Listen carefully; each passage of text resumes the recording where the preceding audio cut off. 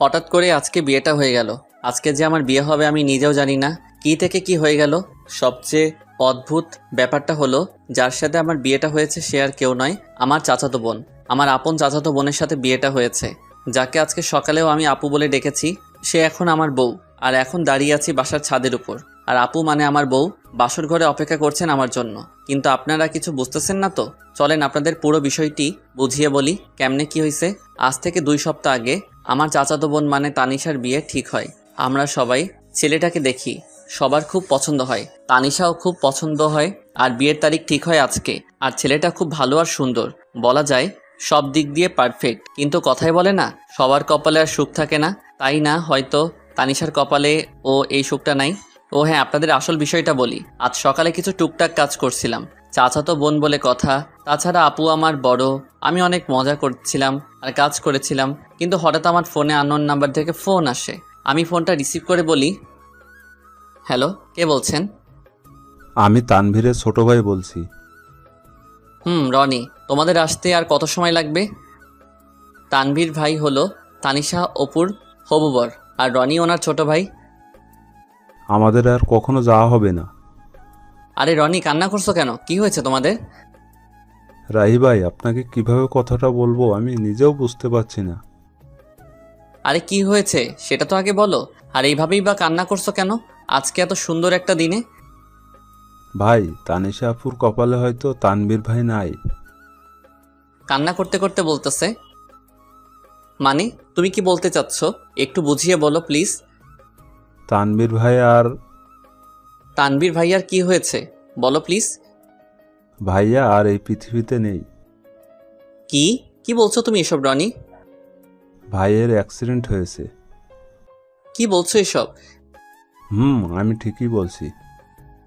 কি করে হলো এসব? আমরা সবাই মিলে আনন্দ করে আসছিলাম, হঠাৎ করে আমাদের গাড়ি ব্রেক ফেল করে, কিন্তু গাড়ি কন্ট্রোল করতে পারিনি, তাই গাছের সাথে গিয়ে ধাক্কা লাগে। তারপর আমার কিছু মনে নেই। তারপর কি হলো রনি, বলো প্লিজ। আমার যখন জ্ঞান ফিরে তখন দেখি আমি হাসপাতালে। তানভীর ভাইয়ের কি হলো রনি? জ্ঞান ফেরার পরে শুনতে পেলাম ভাইয়ার মাথায় অনেক জোরে আঘাত লাগে, ফলে ভাইয়া নাকি ওখানেই মারা যায়। বলেই রনি কান্না করতে থাকে। আমি রনির কান্না সহ্য করতে পারছি না, তাই আমি রনিকে বললাম, রনি আমি আসছি, তোমরা কোন হসপিটালে আছো? সিলেট ওসমানী মেডিকেল হাসপাতালে। ওকে, আমি আসতেছি বলেই ফোনটা কেটে দিলাম। যখন আমি হাসপাতালের উদ্দেশ্যে বের হব তখন চাচা বলল, কোথায় যাস এই সময় রাহি? আমি এসে তোমাদের সব বলছি। এইদিকে বিয়ে বাড়িতে সবাই চিন্তিত হয়ে পড়েছে, বর এখনও আসতেছে না কেন। চাচাকে আর কিছু বলতে না দিয়ে আমি বাইক নিয়ে চলে আসলাম সিলেট উসমানী মেডিকেল হাসপাতালে। তারপর রনির কেবিনের দিকে হাঁটতে লাগলাম। কেবিনে গিয়ে রনিকে বললাম, কেমন আছো রনি, তুমি ঠিক আছো তো? ভালো না ভাই। কাঁদিস না ভাই। কান্না ছাড়া আর কিছু নেই আমাদের ভাই। শান্ত হও রনি, তোমার আম্মু আব্বু কোথায়? ভাইয়ের লাশের কাছে, পাশের কেবিনে। রনির কান্না দেখে আমার চোখে পানি চলে আসছে। তারপর কিছুক্ষণ কান্না করলাম। তারপর ভাবলাম আমিও যদি কান্না করতে থাকি এদিকে রনি কান্না করা থামাবে না। তাই আমি রনিকে সান্ত্বনা দিয়ে তানভীর ভাইয়ের লাশের কাছে আসলাম। এসে দেখি সবাই কান্না করতেছে। দেখি সবার কান্না দেখে আমি আর শান্ত থাকতে পারলাম না। আমি কাঁদতে লাগলাম। কাঁদতে কাঁদতে বললাম, আন্টি প্লিজ কান্না করবেন না। আর আঙ্কেল আপনি অন্তত কান্না করা থামান। সবাই একসাথে এভাবে কান্না করতে থাকলে তানভীর ভাইয়ের আত্মা অনেক কষ্ট পাবে। কিভাবে কান্না থামায় বলো বাবা, আমাদের তো সব শেষ হয়ে গেল। আঙ্কেল আপনি এভাবে কাঁদতে থাকলে সবাইকে সান্ত্বনা কে দিবে? কিভাবে শান্ত থাকি? তানভীর যে আমার বড় ছেলে, তাকে নিয়ে কত স্বপ্ন বাবা। আপনারা এভাবে কান্না করলে কি আর তানভীর ভাই ফিরে আসবে? বলেন প্লিজ, সবাই কান্না থামান। এই কথা বলার পর দেখি সবাই কান্না করা থামিয়ে দিল। আমি আবার বললাম, আমার মনে হয় এখানে এভাবে কান্না না করে তানভীর ভাইয়ের দাফন সম্পন্ন করা উচিত। তখন পিছন থেকে রনি বলল, হ্যাঁ, ভাইকে কবরের কাজ সম্পন্ন করা উচিত। তখন আঙ্কেল বলল, চলো সবাই। আঙ্কেল আমি কি আপনাদের সাথে যেতে পারি? চলো বাবা। তারপর তানভীর ভাইয়াকে বাড়িতে নিয়ে গিয়ে দাফন করার ব্যবস্থা করা হলো। জানাজার নামাজ আদায় করে সবার কাছ থেকে বিদায় নিয়ে বাড়ির উদ্দেশ্যে রওনা দিলাম। ফোন হাতে নিয়ে দেখি চাচা অনেকবার ফোন করেছেন, তাই তাড়াতাড়ি করে বাইক নিয়ে চলে আসলাম। বাড়ি পৌঁছাতে দুপুর পেরিয়ে গেল। বাসার ভিতরে ঢুকতে চাচা বলল, এতক্ষণ কইছিলি তুই? বলতো রাহি, আর বরপক্ষের কেউ ফোন ধরছে না কেন? দেখলাম চাচার পিছনে সবাই দাঁড়িয়ে আছে, এমনকি তানিশা আপুও। তাই আমি বললাম, তোমরা সবাই শান্ত হও, আমি সব খুলে বলছি। তাড়াতাড়ি বল, কি বলবি? আসলে তানভীর ভাই, কি হয়েছে? আর কান্না করছিস কেন তুই? আসলে তানভীর ভাই আর আমাদের মাঝে নেই। উনি দুনিয়ার মায়া ত্যাগ করে পরপারে চলে গেছেন। তারপর আমি সবকিছু খুলে বললাম। এসব শুনে তানিশা আপু রুমের দিকে দৌড়ে গেলেন। বুঝতে পারলাম কিছু একটা হবে। আমিও পিছনে দৌড়ে গেলাম। যেই ভাবা সেই কাজ, যা ভাবছিলাম তাই হলো। জানালা দিয়ে দেখলাম তানিশা আপু সুইসাইড করতে যাচ্ছে। তানিশা আপু গলায় ফাঁস দেওয়ার চেষ্টা করছে। এখন কি করব বুঝতে পারছিলাম না। সবাই দরজার ধাক্কাধাক্কি করতেছে। এখন কিছু একটা তাড়াতাড়ি করতে হবে, যেভাবে হোক দরজা ভাঙতে হবে। দরজার পাশে গিয়ে সবাইকে বললাম জোরে জোরে লাথি মারার জন্য। আমার কথায় সবাই দরজায় লাথি মারতে থাকে। 5-6টা মারার পর দরজা ভাঙতে সক্ষম হলাম। ভিতরে গিয়ে আপুকে নামিয়ে দিয়ে ঠাস করে গালে বসিয়ে দিলাম। আপু হয়তো এটা কখনো ভাবতে পারিনি আমি আপুকে থাপ্পড় মারবো। আপু থাপ্পড় খেয়ে আমার গায়ে হেলান দিয়ে জ্ঞান হারালো। থাপ্পড়টা মেবি অনেক জোরে লেগেছে, তাই হয়তো জ্ঞান হারিয়েছে। আমি আপুকে নিয়ে নিচে নামালাম। সবাই আমার দিকে হা করে তাকিয়ে আছে। তারপর আপুর জ্ঞান ফেরার জন্য অনেক চেষ্টা করলাম। আম্মুকে বললাম একটু পানি নিয়ে আসো। আম্মু পানি এনে আপুর চোখে দিলেন। সাথে সাথে আপুর জ্ঞান ফিরে। তখন আমি বললাম, এটা কি আপু, নিজের জীবন এভাবে নষ্ট করে দিতে গেলি? তো কি করব বল? কি নিয়ে বাঁচবো আমি? আমার সব আশাই তো শেষ। তাই বলে কি সুইসাইড করতে যাবি? তো আমার কি বা করার ছিল বল? আমরা আবার তোমার জন্য পাত্র খুঁজবো। আমাকে কে বিয়ে করবে শুনি? যে মেয়ের হবু বর রাস্তায় আসার আগেই মারা যায়, সেই মেয়েকে কে বিয়ে করবে তুই বল? আমি কিছুই জানি না বলে ওখান থেকে চলে আসলাম। এখানে আর বেশিক্ষণ থাকলে হয়তো আমিও কেঁদে দিতাম, তাই সেখান থেকে ছাদে চলে আসলাম। ছাদের এক কোণায় দাঁড়িয়ে রইলাম। আপুর জন্য অনেক কষ্ট হচ্ছে। আমার চোখের কোণায় হাত দিয়ে দেখলাম পানি চলে এসেছে। ছাদে অনেক সময় দাঁড়িয়ে আপুর কথা ভাবতে লাগলাম। হঠাৎ কাঁধে কারো হাতে স্পর্শ অনুভব করলাম। পিছনে ফিরে দেখি আব্বু। আব্বু কিছু বলবা? বলবো। বলো, কি বলবা? তুই আগে আমাকে কথা দে, আমি যা বলবো আমার সে কথাগুলো তুই রাখবি। রাখবো, বলো। আমি বলি কি, তুই তানিশাকে বিয়ে করে নে। কি বলো আব্বু, এটা কিভাবে সম্ভব? তানিশা আমার আপু হয়, তার উপর আমার বড়। আমি জানি তানিশার যদি কিছু হয়ে যায়। আমি জানি না, আমি পারবো না। কিন্তু তুই ভেবে দেখতে পারিস, তোর জন্য হয়তো সে বেঁচে থাকতে পারবে। ঠিক আছে, ভেবে দেখব। সেখান থেকে আব্বু চলে গেল। আমিও ওখানে দাঁড়িয়ে আছি। কিছুক্ষণ পর চাচু আমাকে বলল, রাহি, আমি একটা কথা বলি। পিছন থেকে কাঁধে হাত দিয়ে বললেন, চাচা বলেন। তুই আমার মাথায় হাত দিয়ে বল, আমার কথা রাখবি। কিন্তু চাচা। কোনো কিন্তু নয়, তুই আমার মাথায় হাত দিয়ে বল, আমার কথা রাখবি। আচ্ছা বলো, তুমি যা বলবে আমি শুনবো। তুই আমার মেয়েকে বিয়ে কর বাবা, আমার মেয়েটার জীবন বাঁচা। কান্না করতে করতে বললেন চাচা। কিন্তু চাচা, তানিশা আপু লাগে, তার উপর আমার বড় হয়। কোনো কিন্তু নয়, আর তানিশা তোর মাত্র 2 বছরে বড়। প্লিজ বাবা, তুই আমার মেয়েকে বিয়ে করে ওর জীবনটা বাঁচা। বল বাবা, বিয়ে করবি? কাঁদতে শুরু করলেন চাচা। ঠিক আছে চাচা, আমি বিয়েতে রাজি আছি। আর এইভাবেই আমার আর তানিশা আপুর বিয়েটা সম্পন্ন হলো। এতক্ষণ যা বললাম সব বিয়ের আগের ঘটনা। দেখছেন কখন থেকে আপনাদের সাথে বক বক করেই যাচ্ছি। আপনাদের আমার পরিচয়টাই দেওয়া হলো না। আমার নাম ফয়সাল আহমেদ রাহি, বাবা মায়ের একমাত্র ছেলে। আর আমার ছোট একটা দুষ্টু মিষ্টির বোন আছে। আর মনে হয় আপনাদের কিছু বলার দরকার নেই, কারণ গল্প পড়লে সব জানতে পারবেন। এখন আর বক বক না করে গল্প ফিরা যাক। কি বলেন আপনারা? আমি ছাদে দাঁড়িয়ে এগুলো ভাবছিলাম। কখন যে চোখে পানি চলে এসেছে নিজেও জানি না। চোখ মুছতেছি, তখন কেউ কাঁধে হাত রাখলো। পিছন তাকিয়ে দেখি আব্বু। আব্বু ওই সময় এখানে? এখনো ঘুমাওনি কেন? পৃথিবীর একমাত্র খারাপ বাবা হয়তো আমি। নিজের ভাইয়ের মেয়ের জন্য নিজের ছেলের কুরবানি দিলাম। আমি চুপ। তোর সাথে আমি আর ভাই অনেক বড় অন্যায় করে ফেলেছি। এ সময় তোর ঘুরে বেড়ানোর কাজ, বন্ধুদের সাথে সময় কাটানো, পড়াশোনা করার সময়, সেখানে আমরা তোর উপর অনেক বড় একটা দায়িত্ব দিয়ে ফেলেছি। তোর অমত থাকা সত্ত্বেও আমরা তানিশের সাথে তোর বিয়ে দিয়েছি। আমাদের মাফ করে দিস বাবা। কী সব আবল তাবল বলছো আব্বু? তোমার ভালো মনে করছো তাই বিয়ে দিয়েছো, এতে কষ্ট পাবার কি আছে? মেয়েটা কিছু একটা করে ফেলতে পারে, তাই তোর সাথে বিয়ে দিয়েছি। রাগ করিস না বাবা, অনেক রাত হয়েছে, ঘরে যা। বাবা, মেয়েটা একা বসে আছে। আমি আর কিছু না বলে নিচে চলে আসলাম। আমার রুমে দরজা খুলে দেখে আপু কান্না করছে। আমার এখন ঠিক কী করা উচিত বুঝতে পারছি না। আমি কাঠের পাশে গিয়ে দাঁড়িয়ে রইলাম। রাহি, হুম তোর সাথে আমার কিছু কথা আছে। বলো, কি বলবা? আমি জানি তুই খুব ভালো একটা ছেলে, তোর মতন স্বামী পাওয়া ভাগ্যের ব্যাপার, কিন্তু আমি তোকে স্বামী হিসেবে মানতে পারবো না। অবাক হয়ে তাকিয়ে রইলাম উপর দিকে। তুই জানিস তুই আমার ছোট ভাই, হোক তুই আমার চাচাতো ভাই, কিন্তু আমি তোকে স্বামী হিসেবে মানতে পারবো না।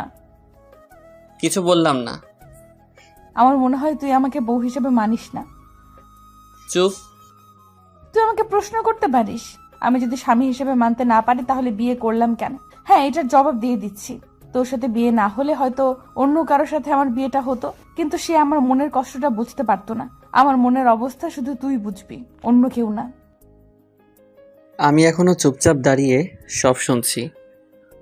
জানিস রাহি, আমি পৃথিবীর একমাত্র হতভাগা মেয়ে, সুখ কাছে পেয়েও হারালাম। তুই আমাকে মাফ করে দিস, তোর জীবনটা আমি নষ্ট করে দিলাম। জানিস, আমারও খুব ইচ্ছা ছিল সুন্দর একটা মেয়ে দেখে তোর বিয়ে দিব, আর তোর বিয়েতে অনেক আনন্দ করব, কিন্তু তার হলো না। তুই আমাকে মাফ করে দিস, আমি তোকে স্বামী হিসেবে মানতে পারছি না। অনেক রাত হয়েছে, এখন ঘুমিয়ে পড়ো। এটুকু বলে বারান্দায় চলে এলাম। এমন কিছু আমার জীবনে হবে আমি কখনো কল্পনাও করতে পারিনি।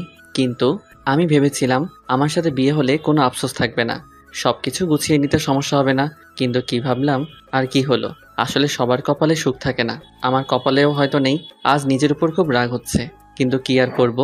ঘর থেকে বের হয়ে ছাদে চলে এলাম আর নিজে নিজে বলতে লাগলাম, তানভীর ভাই, কেন তুমি চলে গেলে?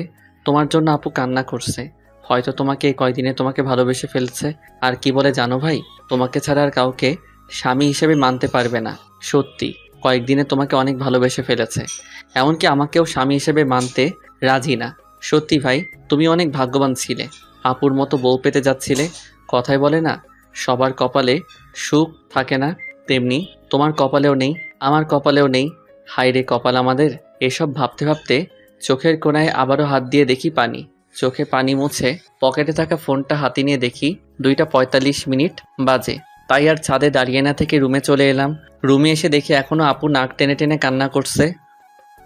কি ব্যাপার আপু, তুমি এখনো ঘুমাওনি? কোথায় গিয়েছিলি? একটু ছাদে গিয়েছিলাম, রাত অনেক হয়েছে, ঘুমিয়ে পড়ো। তুই কোথায় ঘুমাবি? সেটা আপনার না জানলেও চলবে, তুমি উপরে ঘুমিয়ে পড়ো, আমি ফ্লোরে শুয়ে পড়ছি। তারপর আর কিছু না বলে নিচে চাদর বিছিয়ে ঘুমিয়ে পড়লাম। মাঝরাতে হঠাৎ কারো কান্নার শব্দে ঘুমটা ভেঙে গেল। তাকিয়ে দেখে আপু এখনও কান্না করছে। আর আমি বললাম, হ্যাঁ আপু, তোমার সমস্যাটা কি? এখন কি ঘুমাতে দিবেন না? যা হবার তা তো হয়ে গেছে। ঠিক আছে, তুই ঘুমা। আমি আবারও ঘুমিয়ে পড়লাম। হঠাৎ সকালে কারো কান্নাকাটি আর চেঁচামেচিতে ঘুম ভেঙে গেল। বের হয়ে দেখলাম তানিশা, আম্মু, আব্বু, আমার ছোট বোন রিয়া ও কান্না করছে। আমি গিয়ে বললাম, আব্বু কি হয়েছে? চুপ। আম্মু কি হয়েছে, এভাবে কান্না করছো কেন? চুপ। আপু তুমি অন্তত বলো কি হয়েছে। আসলে দোকানটা কি হয়েছে বলো না। দোকানটাতে আগুন লেগে গেছে, আর পুরো দোকান পুড়ে গেছে। কি বলছো এসব? বাবা ঠিক বলেছে। সবার কথা শোনার পর যেন আমার মাথায় আকাশ ভেঙে পড়ল। আমি এখন কি করব কিছু বুঝতে পারছিলাম না। তারপর নিজেকে ঠিক রেখে সবাইকে সান্ত্বনা দিতে লাগলাম। এভাবে কয়েকটা দিন কেটে গেল। তারপর শুরু হলো সংসারে অশান্তি। বাবা বড় মানুষ, ঠিকমতো কাজ করতে পারে না, তাই আর সংসারের কষ্ট দেখতে না পেরে সংসারে হাল ধরতে হলো আমাকে। কি করব কিছুই বুঝতে পারছিলাম না। তাই আমার ফ্রেন্ড আফিকুলকে ফোন দিলাম। হ্যালো আফিকুল দোস্ত, আমার সাথে একটু দেখা করতে পারবি? আরে এভাবে বলছিস কেন? কোথায় আসতে হবে সেটা বল। স্কুলের পাশে দোকানটায় আয় না দোস্ত। ঠিক আছে, আমি আসতেছি। ঠিক আছে আয় বলেই ফোনটা কেটে দিলাম আর রেডি হয়ে স্কুলের পাশের দোকানে চলে গেলাম। একটু পরে আফিকুলও চলে এলো। বল দোস্ত, কি বলবি? আসলে দোস্ত, আমার একটা হেল্প লাগবে। তুই এভাবে বলছিস কেন? কি হেল্প লাগবে সেটা তো বল। আসলে দোস্ত, আমার একটা চাকরি লাগবে। কি? তুই চাকরি করবি? আমি চাকরি করব, একটা ব্যবস্থা করে দে না। ব্যবস্থা করব, কিন্তু তুই আমাকে হাসালি। তোর বাবার দোকান থাকতে তুই চাকরি করবি কেন? তাহলে তোকে সব খুলে বলি কেন চাকরি করব। বল। আমি আফিকুলকে সব শুরু থেকে শেষ পর্যন্ত বললাম। আমাদের দোকানে আগুন লেগে পুড়ে ছাই হয়ে গেছে রে, তাই আমি চাকরি খুঁজছি। আরে কান্না করিস না দোস্ত, আমি সব ব্যবস্থা করছি। দোস্ত। ঠিক আছে, সন্ধ্যা হয়ে গেছে, তুই বাড়ি যা, আমি সব ব্যবস্থা করছি। ঠিক আছে, আমি যাচ্ছি, তুইও যা। বলেই আমি আফিকুলকে বিদায় দিয়ে বাড়ি চলে আসলাম। বাড়ি এসে দেখি আম্মু এখনো মাথায় হাত দিয়ে বসে এখনো কান্না করছে। আম্মু, কান্না করো না, কান্না করে আর কি হবে, সব তো শেষ। বাবা জানি, কিন্তু কান্না ছাড়া আর কি করব বল? আর কাঁদতে হবে না, আমি কিছু একটা ব্যবস্থা করছি। কি করবি তুই? পরে বলবো, এখন প্লিজ তুমি কান্না করো না। ঠিক আছে। আম্মুকে সান্ত্বনা দিয়ে রুমে চলে এলাম। এসে দেখি তানিশা আপুও কান্না করছে। তাই আমি বললাম, তুমি কান্না করছো কেন? আমার জন্য তো সব হচ্ছে। তোমার জন্য আমার কি হলো? তোদের এখানে আসার সাথে সাথেই ক্ষতি হয়ে গেল। আমার মনে হয় এতে আপনার কোনো দোষ নেই, এটা আমার কপালের দোষ। এটা তোর কপালের দোষ না, এটা আমার কপালের দোষ। তোমার কপালের দোষ কেমন করে হলো? হ্যাঁ, আমার কপাল খারাপ, কারণ যে মেয়ের বিয়ের দিনে বর মারা যায়, শ্বশুর বাড়ি আসতে না আসতেই ক্ষতি হয়ে যায়, তার কপালের দোষ না তো কার কপালের দোষ? কি বলছেন? আপনার শ্বশুরবাড়ি? হ্যাঁ, আমার শ্বশুর বাড়ি তো। কেমন করে হলো তোমার শ্বশুরবাড়ি? কারণ তোর সাথে আমার বিয়ে হয়েছে, তাই এটা আমার শ্বশুর বাড়ি। কি, তোমার সাথে আমার বিয়ে হয়েছে? হুম। কি, ওটা বিয়ে? আমার তো মনে হয় না। হয় না কেন? আমি তোমাকে বউ হিসেবে মানি না, আর তুমিও আমাকে স্বামী হিসেবে মানো না। কথা বলতে বলতে হঠাৎ আফিকুলের ফোন এসেছে। আফিকুল, বল। খুশির খবর আছে বন্ধু। কি খুশির খবর? দোকানে আয় বলছি। ঠিক আছে, আমি আসছি, তুই একটু অপেক্ষা কর। আমি বের হতে হতে তানিশা আপুকে বললাম, আমি আসি, তোমার সাথে পরে কথা বলবো। কোথায় যাবি এখন? এসে সব বলছি তোমাকে। আমি আর কথা না বলে চলে আসলাম স্কুলে পাশের দোকানে। এসে দেখি আফিকুল আমার জন্য অপেক্ষা করছে। বল দোস্ত, কি খুশির খবর? আমি তো চাকরির ব্যবস্থা করে ফেলেছি দোস্ত। কি, তুই আমার চাকরির ব্যবস্থা করে ফেলেছিস? দোস্ত, তোর জন্য এটুকু করতে পারবো না বল? আমি অনেক খুশি রে, খুব বড় একটা উপকার করেছিস। এখন বল, কি খাবি? কি, তুই আমাকে ঘুষ দিতে চাচ্ছিস? আরে না, তোকে আজকে খুশি হয়ে খাওয়াবো। আরে লাগবে না। প্লিজ দোস্ত, না করিস না। আচ্ছা ঠিক আছে, শুধু চা খাবো। রহিম চাচা, 2টা চা আর বিস্কুট দেন তো। ওকে, দিতেছি বাবা। কিছুক্ষণ ওর সাথে আড্ডা দিলাম, তারপর বাড়ি চলে এলাম। বাড়ি এসে সোজা আমার রুমে চলে এলাম। রুমে গিয়ে তানিশা আপুকে জড়িয়ে ধরে কান্না করে দিলাম। কি রে, এইভাবে জড়িয়ে ধরে কান্না করছিস কেন? কি হয়েছে? জানেন, আমার চাকরিটা হয়েছে। কি, চাকরি হয়েছে? চাকরি হয়েছে। এখন বলেন কি খাবেন? আইসক্রিম খাওয়াবে? আমি আইসক্রিম খাবো। কিন্তু এই সময় আইসক্রিম কোথায় পাবো? লাগবে না, যা। আরে রাগ করছো কেন? আমি আনছি ওকে। ঠিক আছে। দোকানে গিয়ে আমি আইসক্রিম নিয়ে এলাম। এই নেন আপনার আইসক্রিম। দে তাড়াতাড়ি। আপু আইসক্রিমটা হাতে নিয়ে বাচ্চাদের মতো খেতে শুরু করলো, আর আমি আপুর দিকে অবাক হয়ে তাকিয়ে রইলাম। কি আজব কাণ্ড, এত বড় একটা মেয়ে হয়ে বাচ্চাদের মতো আইসক্রিম খাচ্ছেন, আর আমি তাকিয়ে এসব দেখছি। ঠিক তখনই, কি রে, কি দেখছিস? তোমার খাওয়া দেখছি। এত দেখতে হবে না। কেন? তুই খাবি? খেলে নিতে পারিস। না না, লাগবে না, আমি বাচ্চাদের মতো আইসক্রিম খাই না। ওকে, তুই না খেলেও চলবে। তুমি খাও। ঠিক আছে, একটা কথা বলি রাহি। বলো। তুই চাকরিতে জয়েন করবি কবে? 1 মাসের মতো লাগবে। কথা বলতে বলতে হঠাৎ আম্মুর ডাক পড়ল। রাহি, তানিশা, তোরা খেতে আয় তাড়াতাড়ি, ঠিক আছে আম্মু, আমার আসছি। তাড়াতাড়ি আয়। চলেন, আম্মু ডাকছে। চল। দুজন একসাথে খাবার টেবিলে বসলাম। আম্মু খাবার বেড়ে দিল।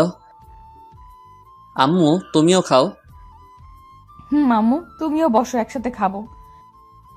তানিশা আপু বলল। খাচ্ছি। চুটকি, তুইও খা। খাচ্ছি তো। সবার সাথে খাবার খেয়ে আমি রুমে চলে এলাম।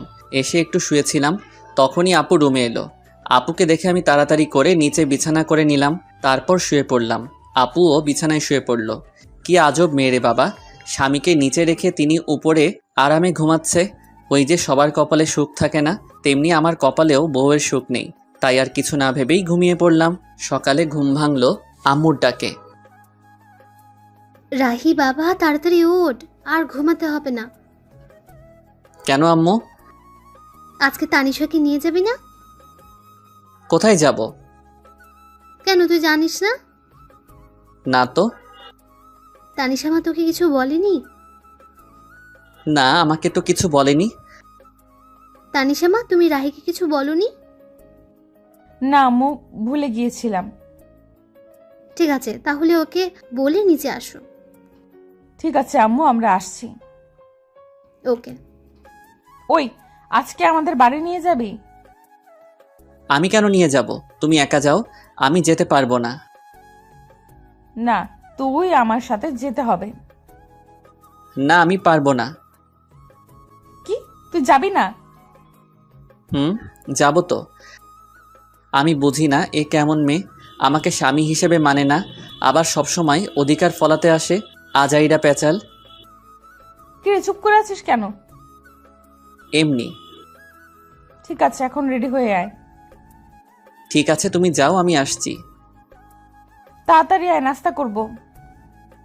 ঠিক আছে। ফ্রেশ হয়ে টেবিলে সবার সাথে নাস্তা শুরু করলাম। নাস্তা শেষ করে রুমে চলে এলাম। এসে শুয়ে পড়লাম। তখন দেখি তানিশা আপু আমার দিকে রাগী চোখে তাকিয়ে আছে। এভাবে তাকিয়ে আছো কেন? তুই এসে শুয়ে পড়লি কেন? তো কি করব? একটু আগে আমি কি বলছিলাম? কি বলছিলে? আমি আজকে আমাদের বাড়ি যাব বলছিলাম না? যাব তো। তাহলে এইভাবে শুয়ে পড়লি কেন? এমনি। তুমি রেডি হও। ঠিক আছে, তুইও রেডি হয়ে নে। কথা বলতে বলতে হঠাৎ শুনতে পেলাম আমার চাচা চাচি মানে শ্বশুর শাশুড়ি আমাদেরকে নিতে এসেছেন। তাই আমি তাড়াতাড়ি করে রেডি হয়ে চাচা চাচির কাছে চলে এলাম। আমি তাদেরকে সালাম দিলাম। আসসালামু আলাইকুম চাচা চাচি, কেমন আছেন? ওয়ালাইকুম সালাম। বাবা ভালো, তুমি? আলহামদুলিল্লাহ চাচি, আপনি? আলহামদুলিল্লাহ ভালো, কিন্তু তুমি আমাকে চাচি না, আম্মু ডাকবা। তুমি আমার ছেলের মতো। ঠিক আছে আম্মু, বলবো। মনে যেন থাকে। ঠিক আছে, আমি একটু আসছি আম্মু। ঠিক আছে বাবা, যাও। এরপর এখানে থেকে রুমে চলে এলাম। এসে তো আমি অবাক। আমি কোনো রকম হাসি আটকে রেখে বললাম, তুমি এটা কি পরেছ? কেন, শাড়ি পরেছি। হাসতেছিস কেন? তোমার এটা শাড়ি পরা হয়েছে নাকি? হয়নি। একদম হয়নি। একদম এভাবে হাসবি না, আমি শাড়ি পরতে পারি না। আচ্ছা ঠিক আছে, আমি পরিয়ে দেই। তুই পারলে পরিয়ে দে। দিচ্ছি। আমি আপুকে শাড়ি পরিয়ে দেওয়া শুরু করলাম। শাড়ি পরিয়ে দিতে দিতে শাড়ি যখন আপুর পেটে গুজে দিব, তখন দেখি আপু চোখ বুজে শরীর বেঁকিয়ে কাঁপতে শুরু করছেন। তাই তাড়াতাড়ি করে শাড়ি পরিয়ে দিলাম। শাড়ি পরিয়ে দিয়ে বললাম, আচ্ছা এবার চোখটা খুলুন। আর এইভাবে কাঁপছেন কেন? না মানে এমনি। বলি লজ্জা পেয়ে তাড়াতাড়ি করে রুম ত্যাগ করলো। আর আমি বিছানায় শুয়ে হাসতে লাগলাম। কিছুক্ষণ পর দেখি আপু আবার আসছে। একটা কথা বলি। বলেন। বাইরের কেউ যেন বুঝতে না পারে তুই আমাকে বউ হিসেবে মানিস না, আর আমি স্বামী হিসেবে মানি না। ঠিক আছে, কেউ বুঝতে পারবে না। এবার চল, আম্মু ডাকছে। চলেন।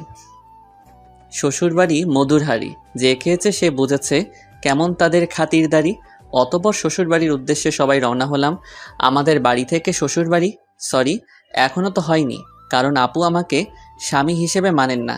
যাই হোক, চাচাদের বাড়ি যেতে ৪৫ মিনিটের মতো লাগে। এসব ভাবতে ভাবতে কখন যে শ্বশুরবাড়ি পৌঁছে গেলাম, মানে চাচাদের বাড়ি। বারবার শুধু শ্বশুরবাড়ি মনে হয়। গাড়ি থেকে নামতে যাব, তখন দেখি অনেকগুলো মেয়ে এসে দুলাভাই বলে চিল্লাচিল্লি করছে। নামার সাথে সাথেই আমাকে ঘিরে ধরলো। তখন একটা বলে উঠল, তানিশার জামাই তো অনেক কিউট, আমি তো দেখেই প্রেমে পড়ে গেছি। সবার প্রশংসা শুনে খুবই ভালো লাগছিল। তখনই হুট করে আপু আমার হাত শক্ত করে ধরেছে। দেখ দোস্ত, আমাদের তানিশা 2 দিনে জামাই পাগল হয়ে গেছে।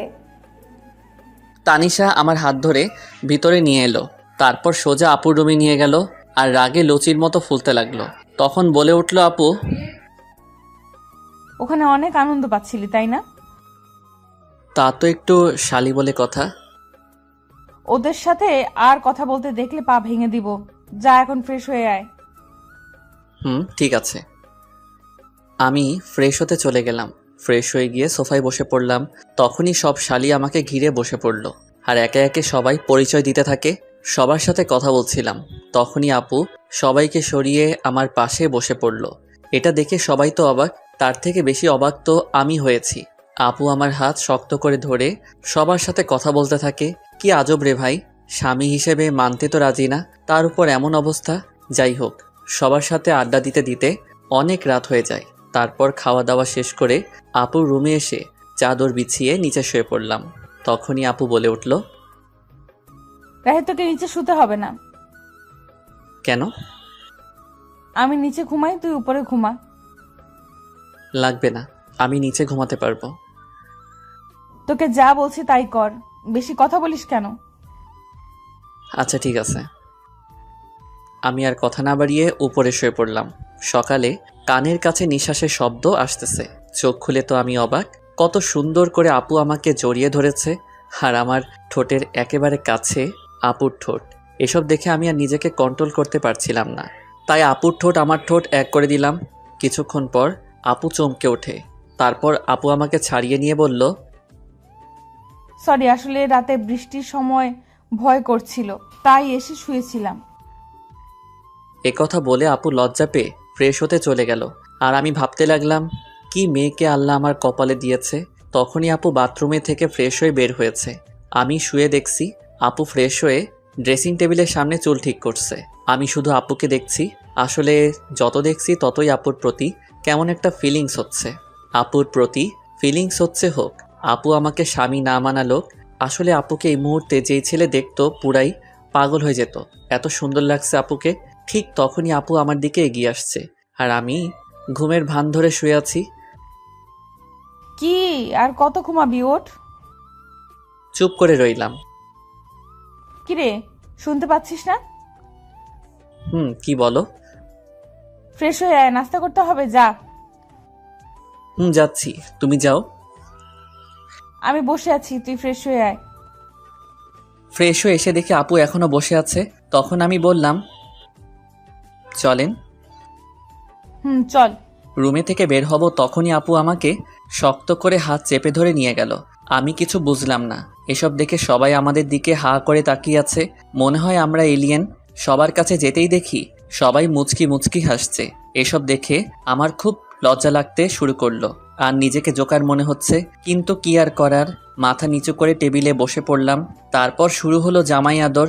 জীবনে প্রথম জামাই আদর পাচ্ছি। সবাই ওঠার পর ওঠা খাওয়াচ্ছে আর আমি বলির পাঠার মতো খেয়ে যাচ্ছি। কোনো রকম জামাই আদর খেয়ে রুমে চলে এলাম। এসে শুয়ে পড়লাম, শরীর আর নড়াতে পারছি না। আপনাদের একটা কথা বলি, সবাই বিয়ের পর শ্বশুর বাড়ি যদি যান তাহলে তার 1 মাস আগে থেকে খাওয়া দাওয়া বন্ধ করে যাবেন, তা না হলে আমার মতো অবস্থা হবে। এবার বলতে পারেন, যদি 1 মাস আগে থেকে খাওয়া দাওয়া বন্ধ করে দেই তাহলে আমরা তো মরে যাব। এইটার উত্তর খুব সোজা, খিদা যখন লাগবে তখন অল্প খেয়ে নেবেন। এবার প্রশ্ন আসতে পারে, তাহলে আমার বিয়ে আমি খাবো না? উত্তর খুব সোজা, না খেয়ে রোজা রাখবেন। যাই হোক, সাবধানে শ্বশুর বাড়ি যাবেন। তখন আপু রুমে আসলো, এসে আমাকে বলতে লাগলো, কিরে, জামাই আদর কেমন হলো? হার জামাই আদর তুমি আমাকে স্বামী হিসেবে মানো না, তাহলে এটা জামাই আদর কিভাবে হলো? বেশি কথা বলিস কেন? কোথায় বেশি কথা বললাম? কথা শেষ না হতেই আপু চলে গেল। তখন রুমে শালিকাদের আগমন। দুলাভাই কি করেন? ওই তো দেখতে পাচ্ছ কি করছি। দেখছি। আচ্ছা দুলাভাই, আপনি নাকি গল্প লিখেন? কে বলছে? দেখলাম, এবার একটা গল্প শোনাতে হবে। বলেই সবাই চিল্লাচিল্লি শুরু করলো। কি আর করার, এখন তো শোনাতে হবে। আচ্ছা, তোমাদের একটা কবিতা শোনাই। বলেন। কবিতার নাম শালা আমি তো অবাক। নিশি রাতে জেগে দেখি গাছের ডালে কাক, শালা আমি তো অবাক। চোর ঢুকেছে ঘরের ভেতর, দরজা ছিল ফাঁক, শালা আমি তো অবাক। মোবাইল নিল, টিভি নিল, রিমোট না হয় থাক, শালা আমি তো অবাক। পাচ্ছে যা নিচ্ছে ভরে, দুই হাতেরই মুঠোয় করে, চোরটা তো আচ্ছা খারাপ, শালা আমি তো অবাক। সব মালামাল বস্তা ভরে চোর পালালো চুরি করে, যাকটা চলে যাক, শালা আমি তো অবাক। মধ্যরাতে অন্ধকারে কুত্তা ডাকে জোরে জোরে, শিয়ালরা দেয় হাঁক, শালা আমি তো অবাক। ভয়ে শরীর শিউরে ওঠে, না জানি আজ কী যে ঘটে, আবার ডাকে কাক, শালা আমি তো অবাক। হয়নি রাতে তেমন কিছু, কোনো ভূতি নেয়নি পিছু, বেঁচে গেছি যাক, শালা আমি তো অবাক। সকালে দেখি পুরো পাড়া চিল্লাচিল্লি করছে তারা, চোরটা নাকি পড়ছে ধরা, চোরের মাথায় টাক, শালা এবার তো আমি পুরাই অবাক। এটা শুনে সবাই হাসতে হাসতে মরে যাওয়ার মতো অবস্থা। এভাবে দেখতে দেখতে কেটে গেল 2 দিন। আজ আমরা বাড়ি ফিরলাম। কথায় বলে না, হাসির পর কান্না আসে, তেমনি শুরু হলো আমাদের সংসারে টানাটানি। দোকান নেই, আব্বু কোনো কাজ করে না, এমনি আমিও কাজ করি না। বলে না, বসে বসে খেলে রাজার রাজত্ব শেষ হয়ে যায়, তেমনি আমাদের জমানো টাকাও শেষ হতে শুরু করলো। সংসারে অনেক টানাটানি, এসব আর ভালো লাগছে না। তাই আফিকুলের কাছে এলাম। দোস্ত, আমার চাকরির কি করলি ভাই? হয়ে গেছে। জয়েন কবে থেকে করতে হবে? কাল 1 থেকে জয়েন করবি। ঠিক আছে, কিন্তু তুই অনেক বড় একটা উপকার করলি ভাই, ধন্যবাদ তোকে। আরে ধন্যবাদ দিতে হবে না, বন্ধু তো বন্ধুর বিপদে আপদে পাশে থাকে। আমার জায়গায় তুই থাকলে কি করতি বল? করতাম। আচ্ছা, তুই পরীক্ষা ফিস দিয়েছিস? আমার হয়তো আর পড়ালেখা হবে না রে। লেখাপড়া ছাড়বি কেন? তো কি করব বল? জানি তোর কাছে টাকা নাই, তাই এই কথা বললি। আরে না। আমি সব জানি, আমার কাছে নাটক করবি না, আমি তোর টাকা দিয়ে দিব। ওকে দোস্ত। আচ্ছা চল, কলেজে গিয়ে সব দিয়ে আসি। না দোস্ত, এ সময় না, তুই গিয়ে আমার টাকাটা জমা দিয়ে দিস। আচ্ছা ঠিক আছে, আমি যাচ্ছি, পরে দেখা হবে। এরপর আফিকুল চলে যায়। মনের মধ্যে একটু শান্তি অনুভব করতে লাগলাম। আফিকুলকে বিদায় দিয়ে বাড়ি চলে এলাম। রাতে সবার সাথে খাবার খেয়ে একটু ছাদে চলে এলাম। কিছুক্ষণ পর আমার কাঁধে কেউ হাত রাখলো। চেয়ে দেখি আব্বু। আব্বু, কিছু বলবা? আসলে কিভাবে যে বলবো। বলো তো। তানিশা রেজিস্ট্রেশনের টাকা দিতে হবে বাবা। কত টাকা লাগবে? 6,000 টাকার মতো লাগবে। আচ্ছা ঠিক আছে, কবে দিতে হবে? কালকের পরের দিন। আচ্ছা ঠিক আছে, কালকে দিয়ে দিব। ঠিক আছে। আব্বু, তুমি এভাবে কান্না করছো কেন? এমনি বাবা। বলেই আব্বু কান্না করতে করতে চলে গেল। আব্বুর কান্না দেখে নিজেকে কন্ট্রোল করতে পারলাম না, নিজেও কান্না করে দিলাম। আব্বু চলে যাওয়ার পর কিছুক্ষণ ছাদে রইলাম, তারপর সেখান থেকে এসে ঘুমিয়ে পড়লাম। সকালে তাড়াতাড়ি ঘুম থেকে উঠে ফ্রেশ হয়ে নামাজ আদায় করে নিলাম। কাউকে কিছু না বলে অফিসে চলে এলাম। আগে থেকে সব কিছু বলা ছিল, তাই সোজা জয়েন করে ফেললাম। তারপর ম্যানেজার স্যারের কাছে এলাম। আসতে পারি স্যার? আরে রাহি, আসো। স্যার, আমার কাজটা কি জানতে পারি? অবশ্যই। আমার কাজটা কি? তোমার কাজ সেল করা। ঠিক আছে স্যার। আর হ্যাঁ, প্রতিদিন সকাল 8টায় আসতে হবে, দেরি হলে বেতন থেকে টাকা কাটা যাবে। ঠিক আছে স্যার। বলে একটা গাড়ির সাথে চালক বেরিয়ে পড়লাম। সকালে কিছু খাওয়া হয়নি, তাই এক দোকানে সেল করে চা আর বিস্কুট খেতে লাগলাম। আর বেশি কিছু খেলাম না, কারণ আমার কাছে টাকা নেই। অন্য কিছু খেলে আর দুপুরে কিছু খাওয়া হবে না। সেল করতে করতে কখন যে দুপুর হয়ে গেছে খেয়ালই নেই। দুপুরের খাবার খেয়ে আবারও সেল করতে লাগলাম। সেল করা শেষ করতে করতে রাত হয়ে গেল। গাড়ি জমা দিতে ফোনের দোকানে চলে এলাম। আমার 2টা ফোন ছিল, তাই একটা বিক্রি করে দিলাম। 10,000 দিয়ে বিক্রি করে দিলাম। তারপর বাড়ি চলে এলাম। বাড়ি এসে ফ্রেশ হয়ে আব্বুর কাছে এলাম। আব্বু, টাকা। কিসের টাকা বাবা? তোমার মেয়ে রেজিস্ট্রেশনের ফিস। আমি আর কিছু না বলে আব্বুর কাছে টাকা দিয়ে রুমে চলে এলাম। একটু পর আপু মানে তানিশা খাবারের জন্য ডাক দিল। সবার সাথে খাবার খেয়ে ছাদে চলে গেলাম। আজকের চাঁদটা অনেক সুন্দর লাগছে, এসব ভাবছিলাম তখন কেউ কাঁধে হাত দিল। তাকিয়ে দেখি আপু। কিছু বলবে? টাকা তুই দিয়েছিস না? না মানে। তুই দিয়েছিস নাকি সেটা বল। আমি দিয়েছি। কেন? তুই এত টাকা কোথায় পেলি? আমার ফোনটা বিক্রি করে দিয়েছি। কেন? জানি না। জানি না মানে কি? আমার ভালো লাগছে না, আমি ঘুমাবো বলেই সেখান থেকে চলে আসলাম। আর বেশি কথা বললাম না, কথা বললে হয়তো কথা আরও বেড়ে যেত। রুমে এসে ঘুমিয়ে পড়লাম। সকালে পাখির কিচিরমিচির আওয়াজে ঘুম ভেঙে গেল। নামাজের সময় ছিল, তাই নামাজটা আদায় করে নিলাম। সকালে সবার সাথে নাস্তা করতে বসে পড়লাম। হঠাৎ করে তানিশা আপু বলল, আব্বু, আমি একটা কথা বলবো। মা বলো। বলছিলাম কি, রাহি তো একাই চাকরি করে এখন সংসার চালায়, আর তাতে ওর অনেক কষ্ট হয়। আমি বলি কি, আমি যদি একটা চাকরি করি তাহলে ওর কষ্ট একটু কম হতো। এই পরিবারের আর কারো ইনকাম করতে হবে না, আমি এখনো মরে যাইনি, মরে গেলে করো বলে সেখান থেকে রুমে চলে এলাম। আসলে আমি চাই না তানিশা আপু কোনো কাজ করুক। আমি রেডি হয়ে অফিসে চলে এলাম। প্রতিদিনের মতো আজকে একটা চালক নিয়ে বেরিয়ে পড়লাম সেল করতে। সেল করতে করতে দুপুর হয়ে গেল।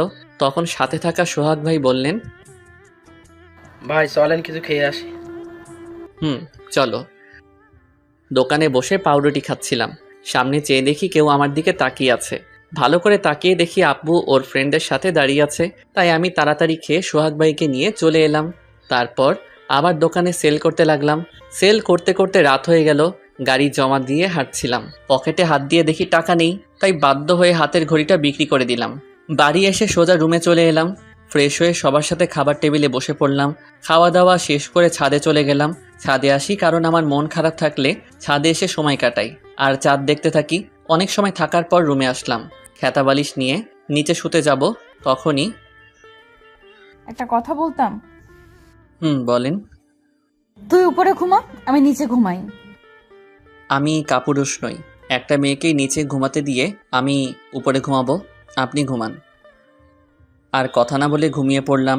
সকালে ঘুম থেকে উঠে দেখি আপু গোসল করে আসছে। এটা দেখে তো আমি আপুর উপরে আবারও ক্রাশ খাইছি। ভেজা চুলে আপুকে অসম্ভব সুন্দর লাগছে। আপনাদের বলে বোঝাতে পারবো না। আপু আমার দিকে তাকাতেই আমি ঘুমের ভান ধরে রইলাম। তখন আপু বললেন, কি উঠবি না? আর কত ঘুমাবি? সবাই নাস্তা করার জন্য অপেক্ষা করছেন। উঠছি, তুমি যাও। তারপর আপু চলে যায়। আসলে আপুকে যত দেখছি ততই আপুর প্রতি ফিলিংস হচ্ছে। আমার কপালে হয়তো বউয়ের ভালোবাসা নেই, জীবনটা বেদনা। আপু কেন আমার ফিলিংসটা বুঝে না। ফ্রেশ হয়ে সবার সাথে নাস্তা শেষ করে রুমে এসে শুয়েছিলাম। আজকে শুক্রবার, তাই কাজ নাই। একটু পরে আপু আসলো। ওকে দেখে কেমন যেন লাগলো, মনে হয় অস্বস্তিতে আছেন। আপনার কি কিছু হয়েছে? কই না তো। সত্যি বলছেন তো? মিথ্যা বলছেন না তো? মিথ্যা বলতে যাব কেন? আচ্ছা ঠিক আছে। আচ্ছা একটা কথা বলি। বলেন। আমাকে কিছু টাকা দিতে পারবি? কত টাকা? 200 টাকা।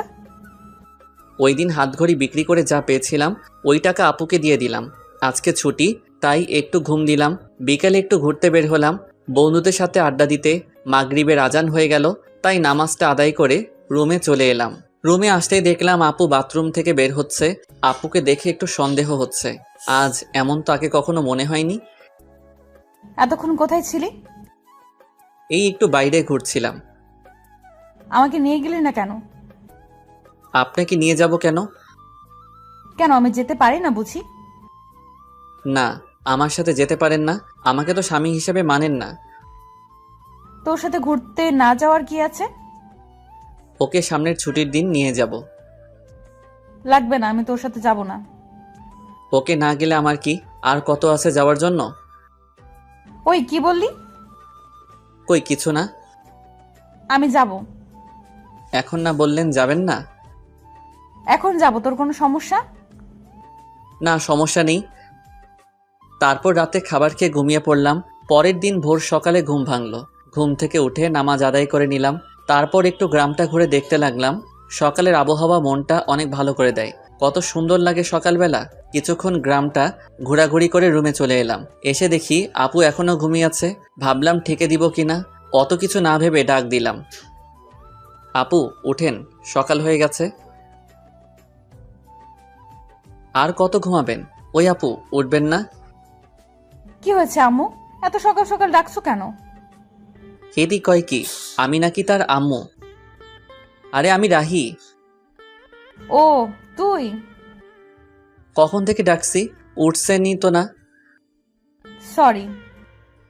বলেই আপু ফ্রেশ হতে চলে গেল। সকালে নাস্তা করে কাজে চলে এলাম। দোকানে সেল দিতে দিতে এক জায়গায় দাঁড়িয়ে গেলাম। আপুর মতো কাউকে দেখতে পাচ্ছি। একটু কাছে গিয়ে দেখি আসলেই ওটা আপু। কিন্তু আপু এই জায়গায় কি করে? দেখলাম একটা ফার্মেসিতে ঢুকলো, সাথে চুটকি। তারপর কিছু একটা কিনে চলে গেল। আমি বুঝতে পারছি কি নিয়ে গেছে আপু। ভাবছি এখন গিয়ে জিজ্ঞেস করব কিনা। আপু সেখান থেকে চলে গেল। আমিও সেল দিতে চলে এলাম।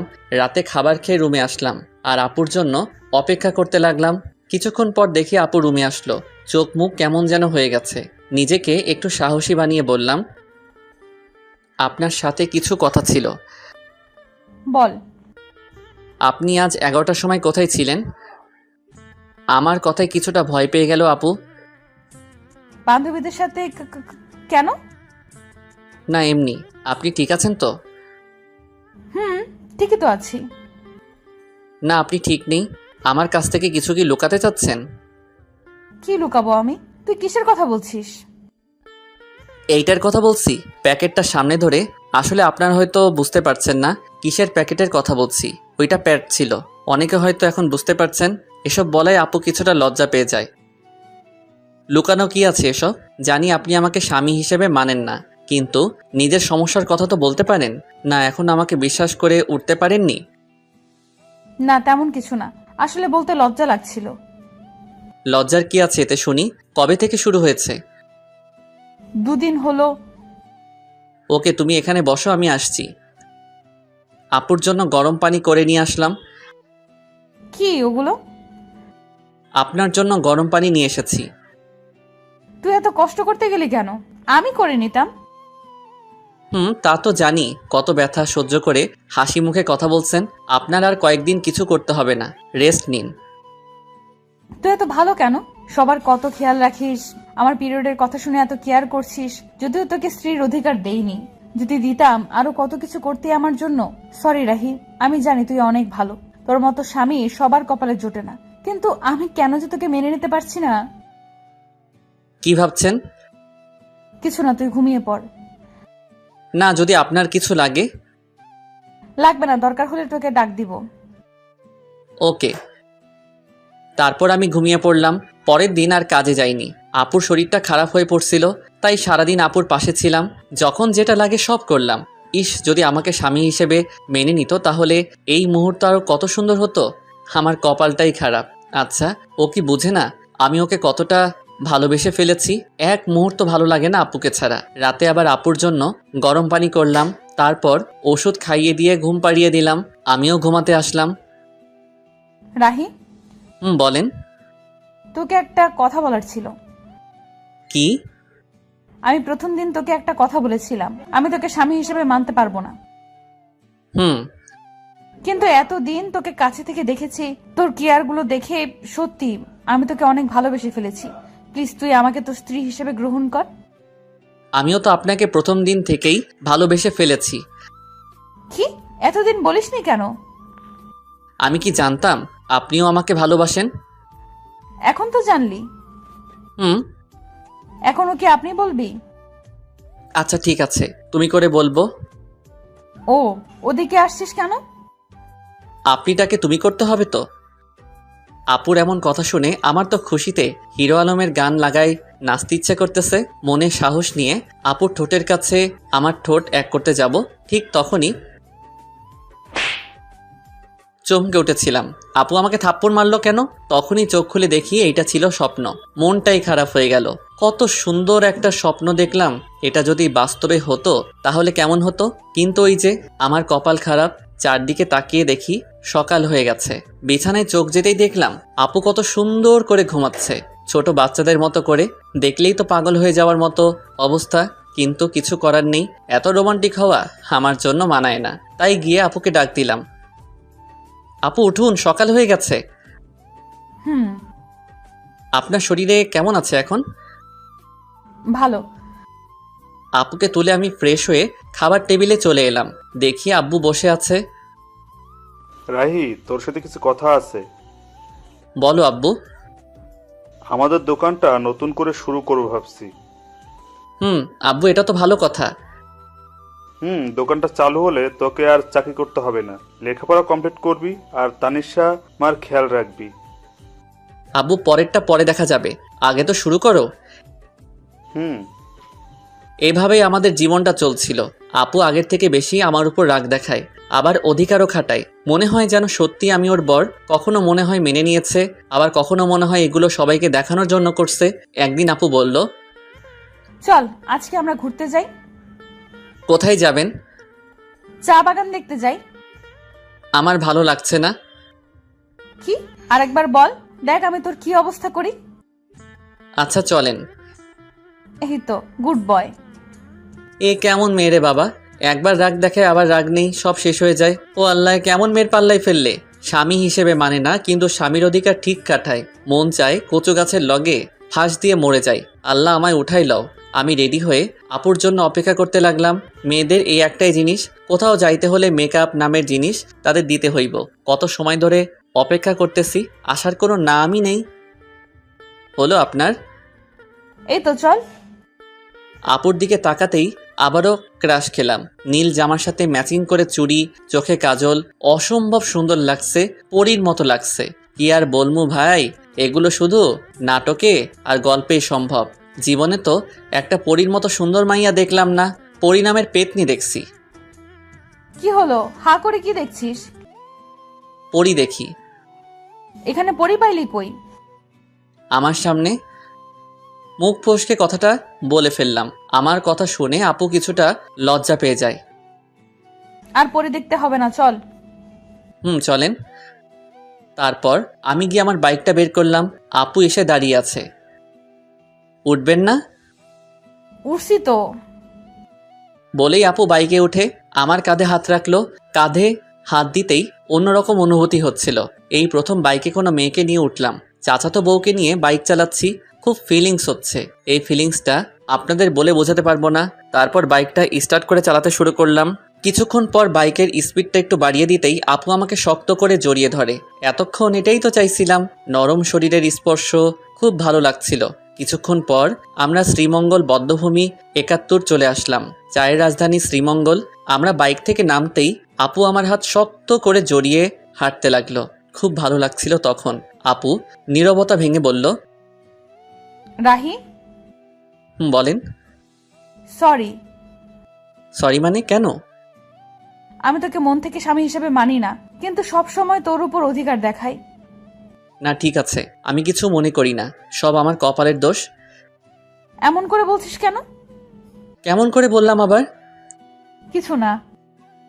কিছুক্ষণ আপুর কিছু পিক তুলে দিয়ে আমি বললাম, কিছু খাবেন? আইসক্রিম নিয়ে আয়। আমি তো জানি মেয়েরা ফুচকা পাগলি হয়, কিন্তু আপনি আইসক্রিম পাগলি কেন? এমনি, তোর কোনো সমস্যা? না, আনছি আমি। আইসক্রিম নিয়ে এলাম, তারপর বললাম, এই নেন আপনার আইসক্রিম। একটা কেন, তুই খাবি না? না, ওসব আমি খাই না, আপনি খান। ওকে। আইসক্রিমটা হাতে নিয়ে বাচ্চাদের মতো খেতে লাগলো। এত বড় একটা মেয়ে হয়ে বাচ্চাদের মতো আইসক্রিম খাচ্ছে, কি অদ্ভুত ব্যাপারটা। আপু আইসক্রিম খাচ্ছে আর আমি তাকিয়ে শুধু দেখছি। কি ব্যাপার, অমন করে কি দেখছিস? কই না তো। আমি দেখেছি তুই আমার খাওয়া দেখছিলি। না। দেখতে হবে না, চাইলে তুই খেতে পারিস। না, আপনি খান। আমি বলছি তুই খাবি, এই নে। আমি খাবো না, আপনি খান। তুই খাবি নাকি আইসক্রিম তোর মুখে মেখে দিব? আচ্ছা ঠিক আছে। আমি আর কিছু না বলে হা করি। আপু আইসক্রিম আমার মুখে দিল। আমি খেতে না চাইলেও বাধ্য হয়ে খেতে হলো। রাগ করলি? আমি সবার উপরে রাগ করি না। ও, তো কার কার উপর রাগ করিস না একটু শুনি। আপনাকে বলবো কেন? আর কিছু না বলে ঘোরাঘুরি করে বাড়ির উদ্দেশ্যে রওনা দিলাম। রাস্তায় হঠাৎ আমার একটা ফ্রেন্ড মিতুর সাথে দেখা। কিরে রাহি, কেমন আছিস? এই তো আলহামদুলিল্লাহ ভালো। তুই? আমিও ভালো আছি। তো তোর কি খবর? এই তো আর কি। আমরা কথা বলছিলাম, হঠাৎ আপুর দিকে চোখ যেতেই দেখলাম আপুর আগে ফুলছে। কিছু বুঝলাম না। তোর সাথে মেয়েটাকে? ও হলো আপনার বউ তানিশা, আর তানিশা ও আমার ফ্রেন্ড মিতু।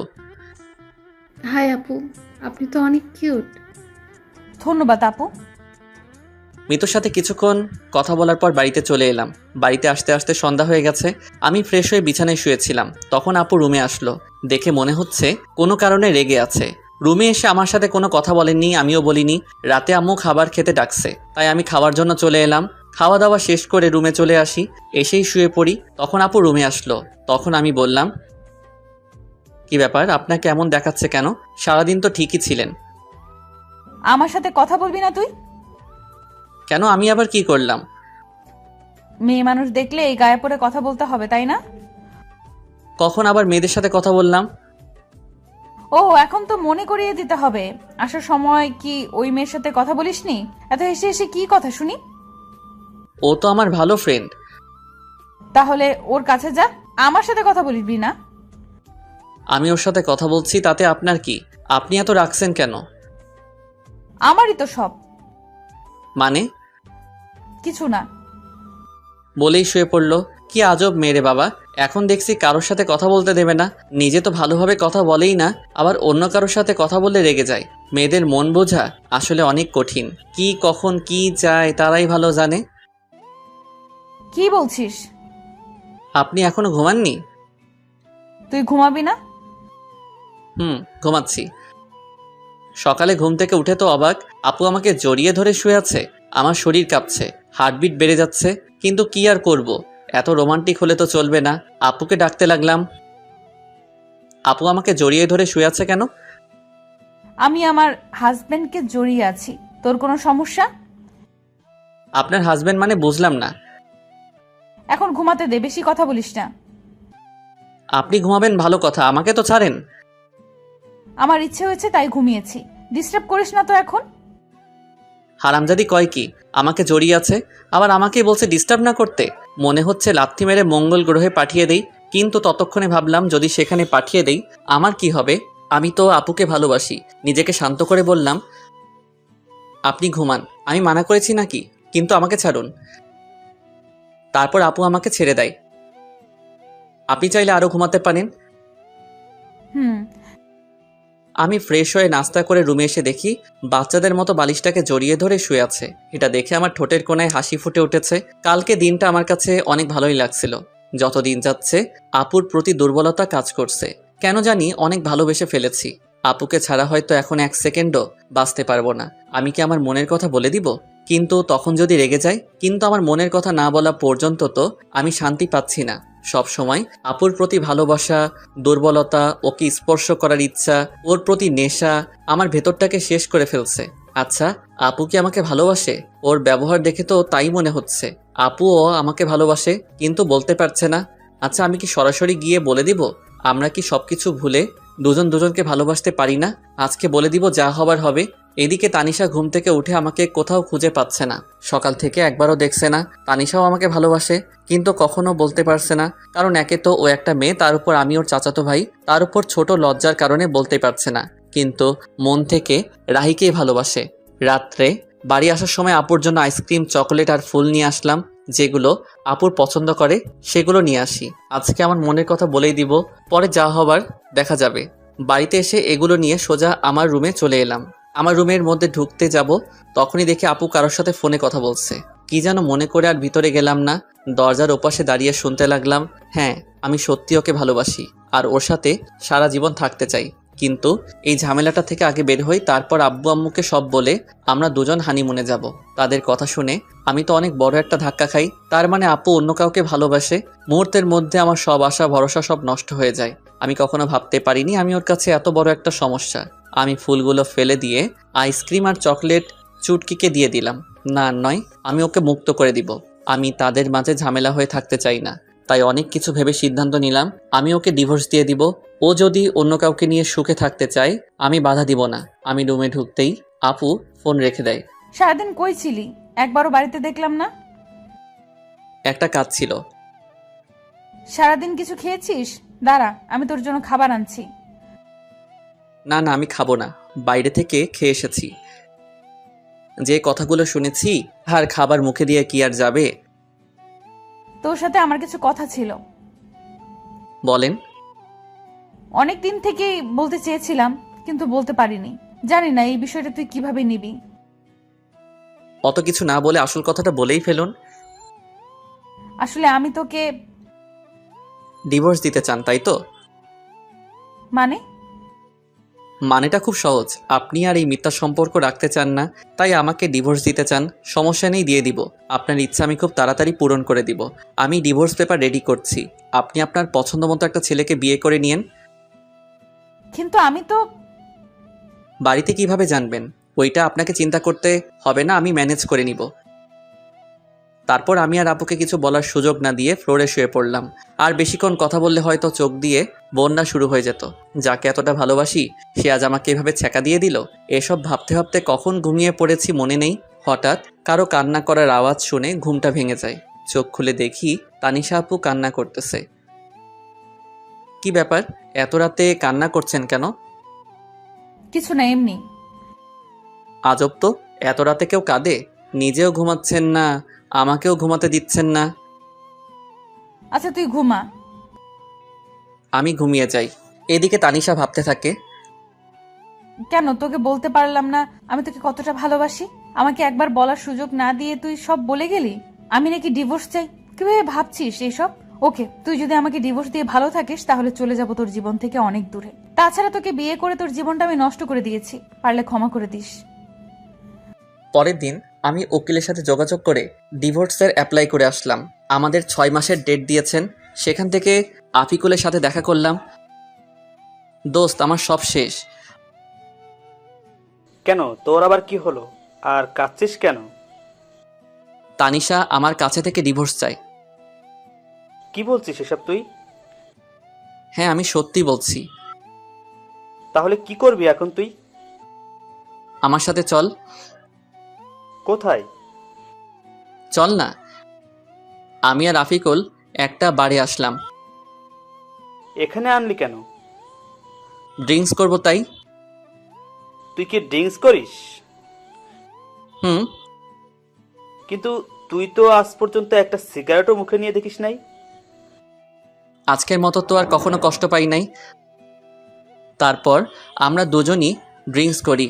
আমি একটু বেশি খেয়েছি, যার কারণে নিজেকে কন্ট্রোল করতে পারছি না। তাই আফিকুল আমাকে বাড়িতে নিয়ে আসে। বাড়িতে দরজায় নক করতেই তানিশা দরজা খুলে দেয়। ভাবি, আসলে আজকে রাহি একটু ড্রিঙ্ক করে ফেলেছে। আচ্ছা ঠিক আছে, আপনি ওকে ভেতরে নিয়ে আসুন। তারপর আফিকুল আমাকে রুমে রেখে চলে যায়। একটু পরে আপু আসলো। তুই ড্রিঙ্কস করেছিস? হ্যাঁ, হুম, করেছি। তোর কোনো সমস্যা? তুই তো আগে এমন ছিলি না। সবসময় কি একরকম থাকতে হবে? এই বলে আমি তানিশার দিকে এগোচ্ছি আর তানিশা পিছনে যাচ্ছে। এদিকে আসছিস কেন? আমার ইচ্ছে হয়েছে, আমি আমার বউকে আদর করব, যা ইচ্ছা তাই করব। আপনার কোনো সমস্যা? আমি তোকে আগেই বলেছিলাম। পুরো কথা শেষ হওয়ার আগে আমি ওকে ধরে ফেলি। কি করছিস? ছাড় আমাকে। আজকে আমার বউয়ের অধিকার নিয়েই ছাড়ব। এই বলে তানিশার কাছে যেতেই ধাক্কা মেরে বিছানায় ফেলে দিল। এত জোরে ধাক্কা দেয় যে আমি আর উঠতেই পারি না। একে তো নেশা করা অবস্থায় কখন যে ওখানেই ঘুমিয়ে পড়ি নিজেই জানি না। সকালে উঠে দেখি আজকে আমার আগে আপু উঠেছে। তাতে আমার কি, আমি আর ওকে নিয়ে ভাবতে চাই না। ফ্রেশ হয়ে নিচে আসলাম, কিন্তু তানিশাকে কোথাও দেখতে পাচ্ছি না। কি ব্যাপার, গেল কই? তারপর কিচেনে গেলাম, গিয়ে দেখি আম্মু আছে, তানিশা নেই। আম্মু, তানিশা কোথায়? ও তাসনিয়া রুমে আছে। আচ্ছা। তারপর তাসনিয়ার রুমে গেলাম, গিয়ে দেখি দুজনে বসে কি যেন বলছে। আমাকে দেখে তাসনিয়া বলতে লাগলো, ভাইয়া কেমন আছিস? ভালো, তুই? আমিও ভালো। ভাবিকে ডাকতে এসেছিস? না, এমনিতেই তোকে দেখতে এসেছিলাম। হ্যাঁ, আগে তো এত ভালো ছিলি না, এখন কি ব্যাপার? ভাবি যাও, ভাইয়া তোমাকে দেখতে না পেয়ে মনটাকে সান্ত্বনা দিতে পারছে না। তুই কিন্তু একটু বেশি পেকেছিস। দেখছো ভাবি, তোমার সামনে ভাইয়া আমাকে বকা দিচ্ছে। এতক্ষণ চুপ ছিল, এবার বলল। ওকে, আর জ্বালাতে হবে না, চলো। তারপর আমি আর আপু চলে আসলাম। পিছনে ফিরে দেখলাম হারামিটা মিটমিট করে হাসছে। কিছু বলবি? আসলে কালকে রাতের জন্য সরি। আপু মাথা নিচু করে আছে। আসলে কালকে রাতে মনে হয় একটু বেশি করে ফেলেছি। আমি কখনো ভাবিনি এমনটা হবে। প্লিজ মাফ করে দিয়েন। আচ্ছা ঠিক আছে, তখন তুই হুঁশে ছিলি না, কিন্তু তুই ড্রিঙ্কস কেন করেছিস? এমনি বাদ দেন বলে চলে আসতে চাইছিলাম, এমনই সময় আপু আমার হাত টেনে ধরে। আপুর হাতের ছোঁয়ায় কেমন যেন বুকের মধ্যে ইলেকট্রিক শক লাগলো। আমাকে ইগনোর করছিস কেন? কই না তো। তাহলে বললি না কেন? এমনি ভালো লাগছে না। ও আচ্ছা, বলতে হবে না। তারপর আপু চলে যায়। সারাদিন আর একবারও কথা বলেনি। তাতে আমার কি, দুজনে দূরে দূরে থাকাই ভালো। কিছুদিন পর আবার শরীরটা অনেক খারাপ হয়ে যায়। এই কয়দিনে তানিশার সাথে দরকার ছাড়া কোনো কথা হয় নাই। তানিশাও দরকার ছাড়া কথা বলেনি। দেখি, সোজা হয়ে শো, আমি তোকে জলপট্টি দিচ্ছি। লাগবে না আমার, আমি ঠিক আছি। লাগবে না মানে? জ্বর তো এখনো কমেনি। তো কি হয়েছে, মরেই তো যাব, তার থেকে তো বেশি কিছু না। এত বেশি কেন বুঝিস সব সময়? আমি বেশি বুঝি তাতে আপনার কি? আজব তো, এরকম করছিস কেন তুই আমার সাথে? কি করছি? কিছু না, এখন চুপ করে থাক। কিছু আর বললাম না। জানি আরও কিছু বললে হয়তো কষ্ট পাবে, আর কিছু শুনবেও না, তাই শুয়ে থাকলাম। আপু আমাকে জলপট্টি দিয়ে দিল। যতদিন পর্যন্ত সুস্থ হয়নি আমার পাশে থেকেছে, কিন্তু একবারও ভালোভাবে কথা বলেনি। এত যত্ন করিস কিন্তু ভালোবাসি কথাটা বললেও কি হয়? নিজেও কষ্ট পাবে, আমাকেও কষ্ট দিবে। ফাজিল একটা মাইয়া। কিছুদিন পর বলে ও নাকি তাদের বাড়িতে যাবে। কাল আমাকে আমাদের বাড়িতে নিয়ে যাবি? কি ব্যাপার, আগে তো বললে না না করতো, আজ বলতেই রাজি হয়ে গেল। পরের দিন আপুকে তাদের বাড়িতে নিয়ে যাই। আপুকে রেখে আসতে যাব তখন। বাবা আজকে দিনটা থেকে যা, এখনই আসলি আবার চলে যাবি? শাশুড়ি মা কথাটা বললেন। না মা, আমার কাজ আছে, ও থাকুক যতদিন থাকার, আমি পরে এসে নিয়ে যাব। আচ্ছা। তানিশার কাছে ওর মা গিয়ে বলল, কি ব্যাপার তানিশা, রাহির সাথে কি তোর কিছু হয়েছে? ও এমন ভাবে চলে গেল কেন? তানিশা কিছু না বলে ওর মাকে জড়িয়ে ধরে কেঁদে দেয়। কি হলো, কাঁদছিস কেন?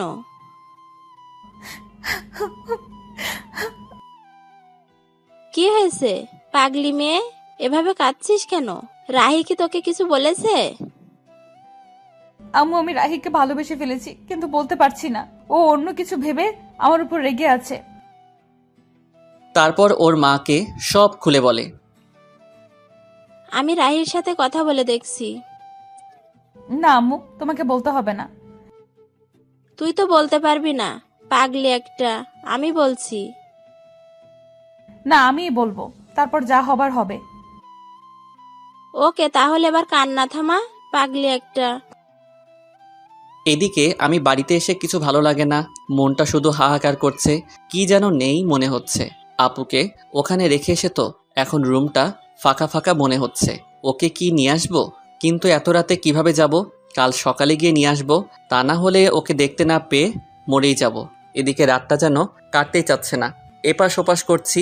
এদিকে তানিশাও অস্থির অস্থির লাগছে। কেন যেন রাহিকে ছাড়া ভালো লাগছে না।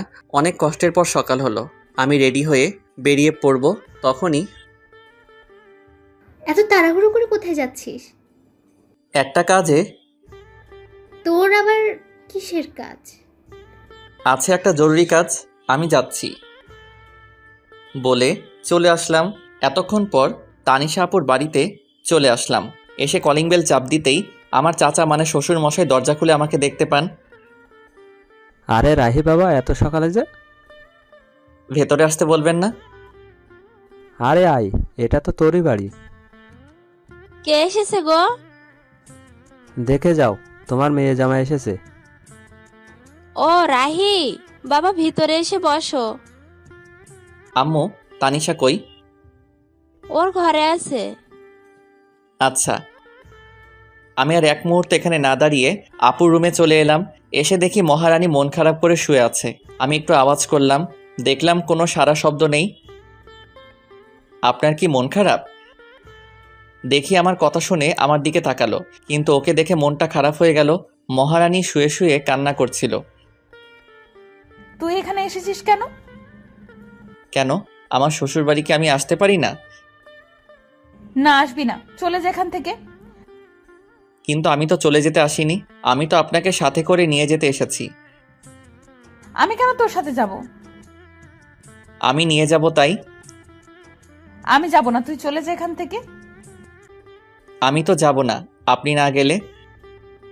কেন? আমি তোর কে? আপনি আমাকে চাচাতো বউ। এসেছে বউ বউ করতে, যাব না আমি। তানিশা, বললাম তো যাব না। আমি তোমাকে অনেক ভালোবাসি, নিজের থেকে অনেক বেশি। চলো আমার সাথে। কি বললি? ভালোবাসি। কাকে? তোমাকে। প্রথম দিন কি বলেছিলাম? আমি এত কিছু জানি না, আমি জানি তুমিও আমাকে ভালোবাসো। আমার ভেবে দেখতে হবে। আচ্ছা, কিন্তু বাড়িতে চলো আমার সাথে প্লিজ। কিন্তু আব্বু তো আজকে যেতে দিবে না। সেটা আমি দেখতেছি, চলো। তারপর আমি ওকে নিয়ে চলে আসতে লাগলাম। আরে তোমরা কই যাও? চাচা, বাড়ি যাব। কিন্তু এখনই তো এলে। আমাদের দরকার আছে। ওদের যেতে দাও। তারপর আমি আর তানিশা বাড়ির উদ্দেশ্যে রওনা দিলাম। আজকে এসে আজকেই চলে গেল, বুঝলাম না তুমি আটকালে না কেন? তারপর চাচি সব খুলে বললেন। এরা পারেও বটে, দেখো এখন সব ঠিক হয়ে যাবে। হুম। আমি তানিশাকে বাড়িতে নিয়ে আসলাম। বাড়িতে আসতে আম্মু বলল, কি রে, কালকে দিয়ে আসলি আবার আজকে নিয়ে আসলি? অমনিও থাকতে চাইছিল না তাই। এই জন্যই সকাল সকাল খুব জরুরি কাজ, এইটাই ছিল। আমি আর কথা না বলে তানিশাকে রুমে নিয়ে আসলাম। রুমে আসতে দেখি ও আমার দিকে রাগী লোক নিয়ে তাকিয়ে আছে। আমি ভয়ে বললাম, কি ব্যাপার, অমন করে তাকিয়ে আছেন কেন? আমি থাকতে চাইছিলাম না, তাই না? মানে না। তোর আজকে কি করে দেখ। হয়েছে আপনাদের রোমান্স করা? হঠাৎ কথা শুনে দুজনেই চমকে উঠে যাই। তুই এখানে কিছু বলবি? বলতেই তো আসছিলাম, কিন্তু তোমাদের রোমান্সের মাঝে চলে আসলাম। তেমন কিছু না।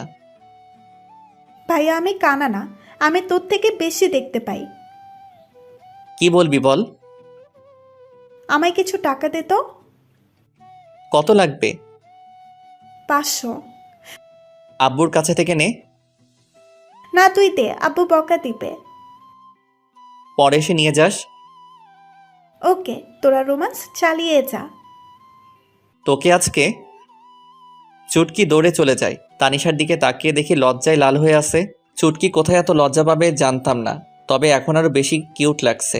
রাতে খাবার খেয়ে আমি খেতা বালিশ নিয়ে নিচে শুতে যাব, তখন এই, তুই বিছানায় ঘুমা। আর আপনি? আমি বিছানায় ঘুমাবো। মানে আপনি আমার সাথে ঘুমাবেন? বেশি খুশি হইস না, মাঝখানে এই বালিশ থাকবে, বালিশের এই পাশে একদম আসবি না। না হলে? তোর খবর আছে। বেডি কয় কি, বউয়ের কাছে নাকি যেতে পারবো না? কি কপাল আমার। কিছু বলছিস? না। এখন ভালো ছেলের মতো ঘুমা। আমিও ঘুমিয়ে পড়ি।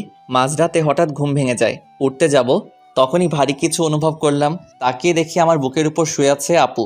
আমার অনেক ভালো লাগছিল, ইচ্ছে হয়েছিল সারা জীবন এভাবে ডাকতে। আমি আর উঠলাম না, যদি ওর ঘুম ভেঙে যায়। এভাবে বুকের উপর আপুকে জড়িয়ে ধরে আমিও ঘুমিয়ে পড়লাম। সকালে আমার আগেই আপুর ঘুম ভেঙে যায়, দেখে আমি ওকে, ও আমাকে জড়িয়ে ধরে আছি। ও উঠার চেষ্টা করতেই আমি আরও জোরে জড়িয়ে ধরি। এমনভাবে জড়িয়ে ধরে শুয়ে আছি আপু যেন বুঝতে পারে আমি ঘুমের ঘোরে জড়িয়ে আছি। যখন আমার থেকে নিজেকে ছাড়িয়ে নিতে পারছে না তখন আমাকে ডাকতে থাকে। রাহি, ওই আমি চুপ। ওঠ আর ছাড় আমাকে। ও সরি। ওকে ছেড়ে এমন ভাব করলাম যেন আমি কিছুই জানি না, আমি বুঝতে পারি নাই। ঠিক আছে। মনে মনে আমি হাসছিলাম। মাইয়া দেখি একটু একটু করে লাইনে আসছে। পরের দিন আমার আব্বু আম্মু আর চুটকি আমাদের এক আত্মীয়ের বাড়িতে যায় 2 দিনের জন্য। আম্মু যাওয়ার সময় বলে গেল যেন ওনার বৌমার খেয়াল রাখি আর ঝগড়া যেন না করি। মুই আর কি কইতাম, আমি তো এখন অবুঝ বাচ্চা। দুপুর হয়েছে, খুব খিদা লাগছে। তানিশা কই গেল? তানিশা আপু, বল। দুপুর হয়ে গেল তো, কিছু কি রান্না করছেন? খুব ক্ষুধা লাগছে। আমি তো রান্না করতে পারি না। কি মজা করছেন আমার সাথে? মজা কেন করব, আমি সত্যিই রান্না করতে পারি না। খাইতে পারেন মানে? কিছু না। হারামজাদি কয় কি রান্না করতে পারে না, শুধু গিলতে পারে? মেয়ে হয়ে এখনো রান্না করতে শিখেননি? আম্মু কখনো রান্না করতে দেয়নি। মেয়ে মানুষ যখন হয়েছেন একটু তো রান্না করা শিখতে পারতেন। রান্না করতে পারেন না? বিয়ে করে বরকে কি করে খাওয়াতেন? এখন কি হবে আমার? বিয়ে তবে করলি কেন? শখে করি নাই, জোর করে করাইছে। যত সব। খিদের জ্বালায় কী সব বলেছি। খিদে লাগলে মাথা ঠিক থাকে না। আমি গিয়ে হোটেল থেকে খাবার এনে খেয়ে নেই। পরে মনে হলো তানিশাও কিছু খাই নাই, তাই খাবারগুলো নিয়ে ঘরে গেলাম। এই নেন, খাবারগুলো খেয়ে নেন। আমার মাথা ব্যথা করছে, আমি নিচে ঘুমাচ্ছি, আপনি খাবার খেয়ে নিয়েন। তারপর আমি গিয়ে ড্রয়িং রুমে ঘুমিয়ে পড়লাম। ঘুম ভাঙলে দেখি সন্ধ্যা নামবে। তানিশাকে ডাকতে রুমে যাই, গিয়ে দেখি খাবারগুলো যেমন রেখেছিলাম তেমনই আছে। তানিশা গেল কোথায়? সারা বাড়ি খুঁজে পেলাম না, তাই ছাদে গেলাম। গিয়ে দেখি মহারানী ছাদে দাঁড়িয়ে আছে। আমি গিয়ে ডাক দিতেই চোখ মুছে আমার দিকে তাকালো। বুঝলাম আমার কথায় অনেক কষ্ট পেয়েছে। খিদের জ্বালায় তখন আমার মাথা ঠিক ছিল না। আমার হয়তো এমনভাবে বলা ঠিক হয় নাই। এখনো খাবার খান নাই কেন? এমনি ভালো লাগছিল না। সরি, আমি আপনাকে সেভাবে বলতে চাইনি। প্লিজ আমাকে মাফ করে দিয়েন। না, সরি কেন বলছিস? তুই তো ঠিকই বলছিস। না, আমি ঠিক বলিনি। সরি, আমার উপর রাগ করে থাকবেন না। আচ্ছা, রাগ করে নাই। সত্যি? সত্যি। তাহলে চলুন, এখন খাবেন। এখন? সারাদিন তো কিছুই খান নাই। তারপর আমি ওকে জোর করে এনে খাওয়ার জন্য বসিয়ে দিলাম। ও খাচ্ছিল, আমি চেয়ে চেয়ে দেখছিলাম। কি ব্যাপার, এমন করে আমার খাওয়া কি দেখছিস? কই না তো। আমি দেখছি তুই আমার খাওয়া দেখছিলি। দেখছি তো, কি হয়েছে? কেন, আমার নজর লাগবে না বুঝি? আমি আমার বউয়ের খাওয়া দেখছি, তাতে আপনার কি? কে তোর বউ? কেন কি বললি? কে তোর বউ? আপনি খান, আমি আসছি। এখন আবার কই যাস?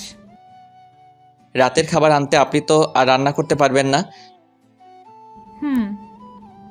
পরের দিন এভাবেই চলে গেল। তার পরের দিন বাড়িতে সবাই এলো। এইদিকে মনে মনে আমি একটা প্ল্যান করতে থাকি। পরের দিন সকালে ঘুম থেকে উঠে দেখি তানিশা আমাকে আজকেও জড়িয়ে ধরে আছে। আমিও উঠি না, কারণ এই সময়টা আমার কাছে খুব ভালো লাগে। সারা দিনে ওর এতটাই কাছে আসতে পারি, এটাই আমার জীবনের অনেক কিছু। সারা জীবন আমি ওকে আমার বুকের মধ্যে জায়গা দিতে চাই, যেন কখনো সে হারিয়ে না যায়। আজকে তানিশা ওর ফ্রেন্ডদের সাথে দেখা করতে গেছে। দূর, কিছু ভালো লাগছে না। এর মাঝে আমার ফোনটা বেজে উঠলো। ফোন হাতে নিয়ে দেখি এক বড় ভাইয়ের ফোন। ফোন রিসিভ করলাম। রাহি বলছো? হ্যাঁ ফয়সাল ভাই, বলেন। তুই চাকরির কথা বলেছিস না? ভাই, বলেছিলাম। আমার এক আঙ্কেলের অফিসে তোর চাকরির ব্যবস্থা করেছি, তুই এই ঠিকানায় আয়। ভাই, আমি আসছি। ফয়সাল ভাইয়ের দেওয়ার ঠিকানায় আমি চলে গেলাম। তারপর ওনার সাথে দেখা করলাম, কাজ হয়ে গেল। আমিও চলে আসি। রাস্তা দিয়ে হাঁটছিলাম, হঠাৎ তানিশার মতো কাউকে দেখতে পেলাম। একটু এগিয়ে গিয়ে দেখি ও রাস্তায় অন্য পাশে আর ও ফ্রেন্ড অন্য পাশে। তানিশার সাথে একটা ছেলে আছে। ওই ছেলেটা কে আর তানিশার সাথে কি করছে একটু এগিয়ে গেলাম, গিয়ে দেখি তানিশার হাত ধরে টানছে। এটা দেখে তো আমার মাথায় গরম হয়ে গেছে। তানিশার হাত ধরে টানছে আর কি যেন বলেছে। তানিশা, আমি তোকে অনেক ভালোবাসতাম, কি করলি তুই এটা? দেখ ইমন, আমার হাত ছাড়। আমি তোকে আমার ভালো একটা ফ্রেন্ড ভাবতাম, আর কিছু না। আর আমার বিয়ে হয়ে গেছে, তুই তো জানিসই সব। কি আছে ওই রাহির মধ্যে যা আমার মাঝে নাই? সেটা তুই নিজেকে জিজ্ঞেস কর। হাত ছাড় আমার। ঠিক আছে, এক রাতের জন্য হলেও তো তুই আমার হবি। বিশ্বাস কর, তোকে এক রাত নিজের করে পাওয়ার জন্য অনেক অপেক্ষা করেছি আমি। এমনিতেই মাথাটা গরম ছিল, তার উপর এমন কথা শুনে নিজেকে আর কন্ট্রোল করতে পারলাম না। সোজা গিয়ে ছেলেটার মুখে একটা ঘুষি দিলাম। এতে ছেলেটা কিছুটা দূরে সরে গেল। আমাকে দেখে আপু অবাক হয়ে তাকিয়ে আছে। তারপর আমি ছেলেটাকে ইচ্ছে মতো মারলাম। তানিশা আমাকে আটকাতে চেষ্টা করছে। আমি ছুটে গিয়ে তাকে অনেক মেরেছি। আমার তানিশাকে স্পর্শ করেছে, আজকে মেরেই ফেলবো। এমন সময় আশেপাশে মানুষ জড়ো হয়ে যায়। আমি তানিশার হাত ধরে বাড়িতে নিয়ে আসি। তানিশার উপর প্রচুর রাগ হচ্ছে, কিন্তু কিছু বললাম না। তানিশাও বুঝতে পারছে আমি অনেক রেগে, আমি তাই আর কিছু বললাম না। রাতে আম্মু খাবার খাওয়ার জন্য ডাকছে, আমি খাবো না বলে দিছি। তানিশাও একবার ডাকলো খাবার জন্য, আমি না করে দিছি। তুই কি আমার উপর রাগ করে আছিস? বল না। আমি তোকে কিছু জিজ্ঞেস করেছি। কি জানতে চান? আমি রেগে আছি কি না? হ্যাঁ, আমি রেগেই আছি। আমার বউয়ের হাত ধরে টানাটানি করবে, আজে বাজে কথা বলবে, রাগ হবে না তো কি হবে? কেন গিয়েছিলে তাদের সাথে দেখা করতে? সরি, আমার ভুল হয়ে গেছে, রাগ করিস না। আমি জানতাম না এমন হবে। আপনি আরো অনেক কিছুই জানেন না। কি? কিছু না। তাহলে রেগে থাকিস না প্লিজ। আমার দিকে তাকিয়ে একটু হাসি দে। আমি আর কি রাগ করে থাকবো? ওর মায়াবী চেহারা দেখলেই সবকিছু ভুলে যাই। ভালোবাসা মানুষের উপর, আর যাই হোক রাগ করে থাকা যায় না। তারপর একটা হাসি দিলাম। এই তো গুড বয়। অনেকদিন ফেসবুকে ঢোকা হয় না, তাই একটু ফেসবুকে ঢুকলাম। সময় কাটছিল না, তাই ভাবলাম 3-4টা মেয়ের সাথে চ্যাটিং করলে 2-3 ঘন্টা এমনি কেটে যাবে। তাই আমি ফেসবুকে চ্যাটিং করছিলাম। কখন যে আমার পাশে তানিশা এসে বসে আছে আমার খেয়ালই করি নাই। দেখলাম আমার চ্যাটিংও মনোযোগ দিয়ে দেখছে আর রাগে ফুলছে। মনে মনে ভাবলাম আজকে আমাকে কে বাঁচাবে, কিন্তু না, আমার সাথে কিছুই হলো না। আমার বদলে আমার শখের মোবাইলটা শহীদ হইল। আমার হাত থেকে ফোনটা নিয়ে ফ্লোরে আছাড় মারে। এতে করে আমার ফোনের বডি, কলিজা, হার্টবিট সব আলাদা হয়ে যায়। বেচারা আমার জন্য বিনা আন্দোলনে শহীদ হইল। আমার এত শখের মোবাইলটা হারামজাদি ভেঙে ফেললো। পরের দিন আমার অফিসে জয়েনিং ডেট ছিল। সকালে ঘুম থেকে উঠে আমি জরুরি কাগজপত্র নিয়ে বেরিয়ে পড়লাম। রাহি, কোথায় যাস? আম্মু আজকে একটা চাকরির ইন্টারভিউ আছে। ওকে, ভালো করে ইন্টারভিউ দিস। ওকে আম্মু। আম্মু কাছ থেকে বিদায় নিয়ে অফিসে এসে বসে আছি। এক পিয়ন এসে আমাকে ডাক দিল। মিস্টার রাহি, স্যার আপনাকে ভেতরে ডাকছেন। আমি ভিতরে যাই। May I come in sir? Yes come in. তুমি রাহি তাই না? জি স্যার। কাল আমাকে ফয়সাল সব বলেছিল তোমার কথা। তোমার ফাইলগুলো আমাকে দাও। এই নেন। মিস্টার সাব্বির, ওনাকে ওনার কেবিন দেখিয়ে দিন। ওনার পিয়ন কে বললেন? আসুন আমার সাথে। চলুন। উনি আমাকে কেবিন দেখিয়ে চলে গেল। আমি কিছুক্ষণ বসেছিলাম, তারপর স্যার ডাকলো। স্যার, আমার চাকরি হয়ে যাবে তো? আরে তোমার চাকরি তো কালকেই হয়ে গেছে। আমি শুধু তোমার ফাইলগুলো একটু দেখছিলাম। সত্যি স্যার? এবার বলো, তোমার স্যালারি কত দিলে চলবে? আমি কি বলবো স্যার, আপনি বলেন। 30,000 হলে চলবে? আপনি যা ভালো বোঝেন স্যার। ফয়সাল আমার ছেলের মতো, তাই তুমি কোনো চিন্তা করো না। আজ থেকে তুমি এই কোম্পানির ম্যানেজার, ওকে? ধন্যবাদ স্যার। তারপর আমি অফিস থেকে চলে আসি। আজকে আমার অনেক খুশি লাগছে। হঠাৎ মনে পড়লো আজকে তো তানিশার জন্মদিন, ওকে আজকে সারপ্রাইজ দিতে হবে। বাড়ি আসার সময় সব জিনিসপত্র নিয়ে এলাম, আর সবার জন্য মিষ্টিও নিয়ে এলাম। আম্মু দরজা খুলে দিতেই আম্মুকে মিষ্টি খাওয়ালাম। মিষ্টি কি জন্য? আম্মু, আমার নতুন চাকরি হয়ে গেছে। এটা তো খুব ভালো কথা, তোর আব্বু শুনলে অনেক খুশি হবে। আম্মু, চুটকি কই? কি ব্যাপার, আজকে তানিশাকে না খুঁজে তাসনিয়াকে? আম্মু, তুমি না? ওর ঘরে আছে। আমি গিয়ে চুটকির সাথে দেখা করলাম, তারপর রুমে চলে এলাম। তানিশাকে বললাম আমার সাথে একটু আসতে। কোথায় যাব? আমার সাথে চলুন না। তারপর আমি ওকে ছাদে নিয়ে গেলাম। ছাদে যাওয়ার আগেই আমি ওর চোখ বন্ধ করে নিলাম। কি করিস? চুপ।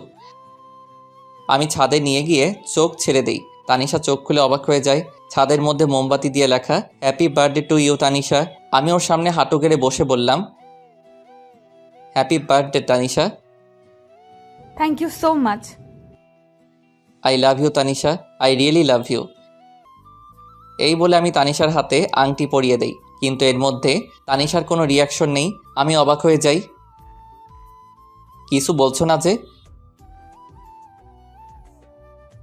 আমি কি তোমার ভালোবাসার যোগ্য না? সেটা না। আজকে যদি তুমি কিছু একটা না বলো তাহলে আমি বলেই চাকু নিয়ে হাতে ধরি। কি করছিস কি? আজকে যদি ভালোবাসার কথা না বলো তাহলে আজকে আমি হাত কেটে ফেলবো, আর এই জীবন রাখতে চাই না। বলেই চাকু দিয়ে হাতে টান দিতেই যাব, তখন তানিশা দৌড়ে এসে চাকু ফেলে দিয়ে জড়িয়ে ধরে কান্না করতে করতে, কি করছিস তুই?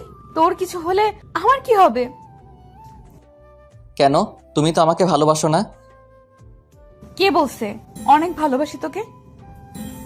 তাহলে বলনি কেন আগে? এমনি। তুই কখনো বলেছিস?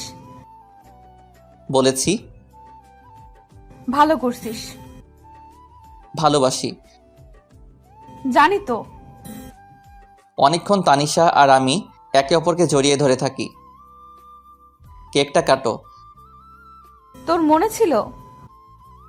আমার একমাত্র বউয়ের জন্মদিন আমার মনে থাকবে না?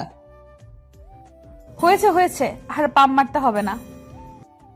তারপর আমি আর তানিশা মিলে কেকটা কাটি। আমি ওকে খাইয়ে দেই আর ও আমাকে খাইয়ে দেয়। এই মুহূর্তটা আমার কাছে মনে হলো নতুন অনুভূতি। এতদিন পর আজকে আমার খুশি লাগছে। অনেক রাত হয়েছে, চলো এখন। এমন ভাবে যাব না। তাহলে? আমি হেঁটে যেতে পারবো না। তাহলে কিভাবে যাবেন? বুঝতে পারছিলাম ও আমার খুলে উঠে যাওয়া কথা বলছে, তার জন্য এমন করে বলেছে। আমি না বোঝার ভান করলাম। সব কথা কি মুখে বলতে হয়? বুঝতে পারছি। বলে তানিশাকে খুলে তুলে নিলাম, আমার গলা জড়িয়ে ধরলো। আমি ছাদ থেকে ওকে রুমে নিয়ে আসলাম। রুমে এসে তো তানিশা অবাক হয়ে যায়। রুমটা এত সুন্দর করে কে সাজালো? তানিশার পছন্দ সব ফুল দিয়ে সাজানো। পছন্দ হয়েছে? অনেক। কে করলো এসব? সেটা না হয় পরে জানবে। ওকে। তারপর আমি দরজা লাগিয়ে তানিশাকে বিছানায় ফেলে দেই। আমি তানিশার উপরে উঠে ওকে দেখতে থাকি। তানিশা আমাকে ধাক্কা দেয়, কিন্তু লাভ হয় না। আমি ওর কাছে যেতেই তানিশা লজ্জায় চোখ বন্ধ করে নেয়। আমি ওর গোলাপি ঠোঁটে কিস করতেই ও কেঁপে ওঠে। আমি আস্তে আস্তে ওর ঠোঁটে কিস করতে করতে গলায় কিস করি। এরপর তানিশা নিজেই আমার উপর ঠোঁটে কিস করতে শুরু করে। তারপর আমার দুজনেই হারিয়ে যাই ভালোবাসার অতল সাগরে। সকালে আমার আগেই তানিশার ঘুমটা ভেঙে যায়। তানিশা দেখে আজকেও আমার বুকের উপর শুয়ে আছে। তানিশার কাছে আজকে সকালটা একদম অন্যরকম। অনেক খুশি খুশি লাগছে, কিন্তু কাল রাতের কথা মনে পড়তেই কিছুটা লজ্জা পাই। তাকিয়ে দেখে এখনও রাহি ঘুমিয়ে আছে। তাই রাহির কপালে আলতো করে একটা কিস দেয়। এতে রাহি তানিশাকে আরো শক্ত করে জড়িয়ে ধরে। তানিশা বুঝতে পারে রাহি জেগে আছে এখনো, তাই রাহির কাছ থেকে ছাড়ার জন্য চেষ্টা করে, কিন্তু পারে না। রাহি আরো শক্ত করে জড়িয়ে ধরে কিস দেয়।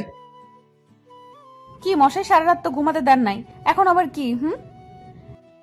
এখন ওইটা? একদম না, সারা রাত আদর করে শখ মেটেনি। না, এখন একটু।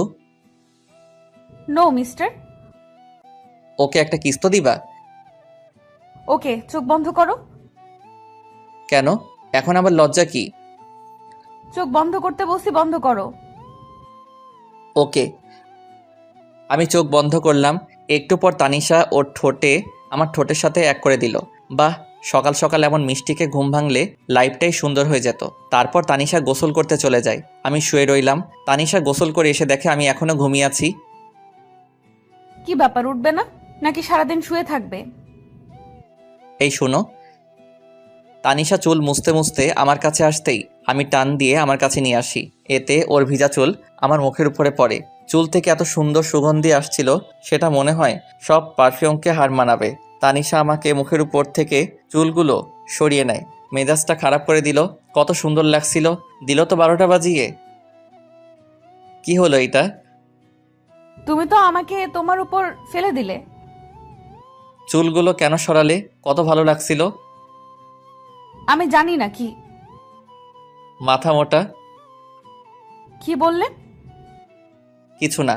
আজকে তোমাকে এত সুন্দর লাগছে কেন? আগে সুন্দর লাগতো না বুঝি?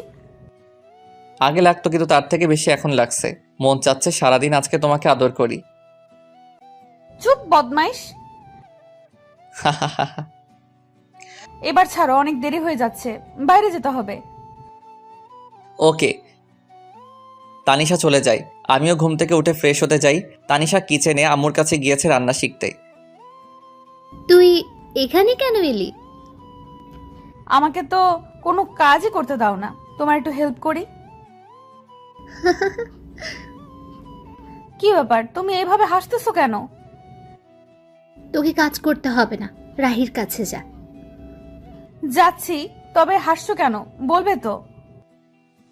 তারপর তানিশা চলে যায় আমার কাছে। কি ব্যাপার ম্যাডাম? আম্মু আমাকে দেখে বারবার এভাবে হাসছে কেন? কি বলো? হ্যাঁ বললাম, হাসছো কেন? বলে কিছু না, তোমার কাছে যেতে বলেছে। আমি ওর দিকে একটু ভালো করে তাকিয়ে হাত ধরে ঘরে নিয়ে আসলাম। কি হলো, এইভাবে নিয়ে আসলে কেন? এই দেখো। আমি আয়নার কাছে ওকে দাঁড় করিয়ে গলায় আর ঘাড়ে দেখালাম। ও আল্লাহ, এসব দাগ! তুমি এসব না দেখে গিয়েছিলে কেন? আমি বুঝি নাই। সরি, কাল রাত হয়তো অনেক ব্যথা লেগেছে তোমার। আমার এমন করা ঠিক হয়নি। তোমার ভালোবাসার কাছে কখন যে ব্যথা লেগেছে বুঝতেই পারি নাই। আমি সকালে নাস্তা করে অফিসে চলে গেলাম। আজকে প্রথম দিন, তাই লেট করলাম না। আমি অফিসে চলে আসায় তানিশার ভালো লাগছিল না, তাই ও চুটকির কাছে যায়। কি ব্যাপার ভাবি, আজকে তুমি এত সকালে উঠেছো? রোজই তো উঠি। আমি তো ভাবছি আজকে সারাদিন ঘুমাবে। কেন? কালকে রাতে এত কিছু করলাম তোমাদের জন্য, আমি তো ভাবছি আজকে সারাদিন তুমি ঘুমাবে। কি তার মানে তুই ঘরটা সাজাইছিলি? জি, আর আমি জানতাম তোমাকে ভাই সারপ্রাইজ দিবে। আগে থেকেই সব জানতি, আমাকে বললি না? শয়তান্নি। বললে ভাই আর কি হতো, আমার ভাই আমার কিউট ভাবিটাকে কত ভালোবাসে। তোরা দুই ভাই বোন আস্ত বদের হাড্ডি। আমার কিউট ভাবি।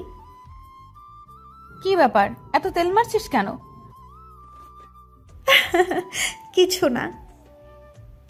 দুপুরের দিকে ভাবলাম তানিশাকে একটা ফোন দেই, খেয়েছে কিনা, কিন্তু পরক্ষণে মনে হলো আমার ফোন তো বিনা আন্দোলনে শহীদ হয়েছে। ফোনটা আর দেওয়া হলো না। ভাবলাম তানিশার হাতের ফোনটা নষ্ট, একটা কিনে দিতে হবে। বিকালে বাড়িতে আসার সময় তানিশার জন্য আইসক্রিম আর চুটকির জন্য চকলেট নিয়ে আসলাম।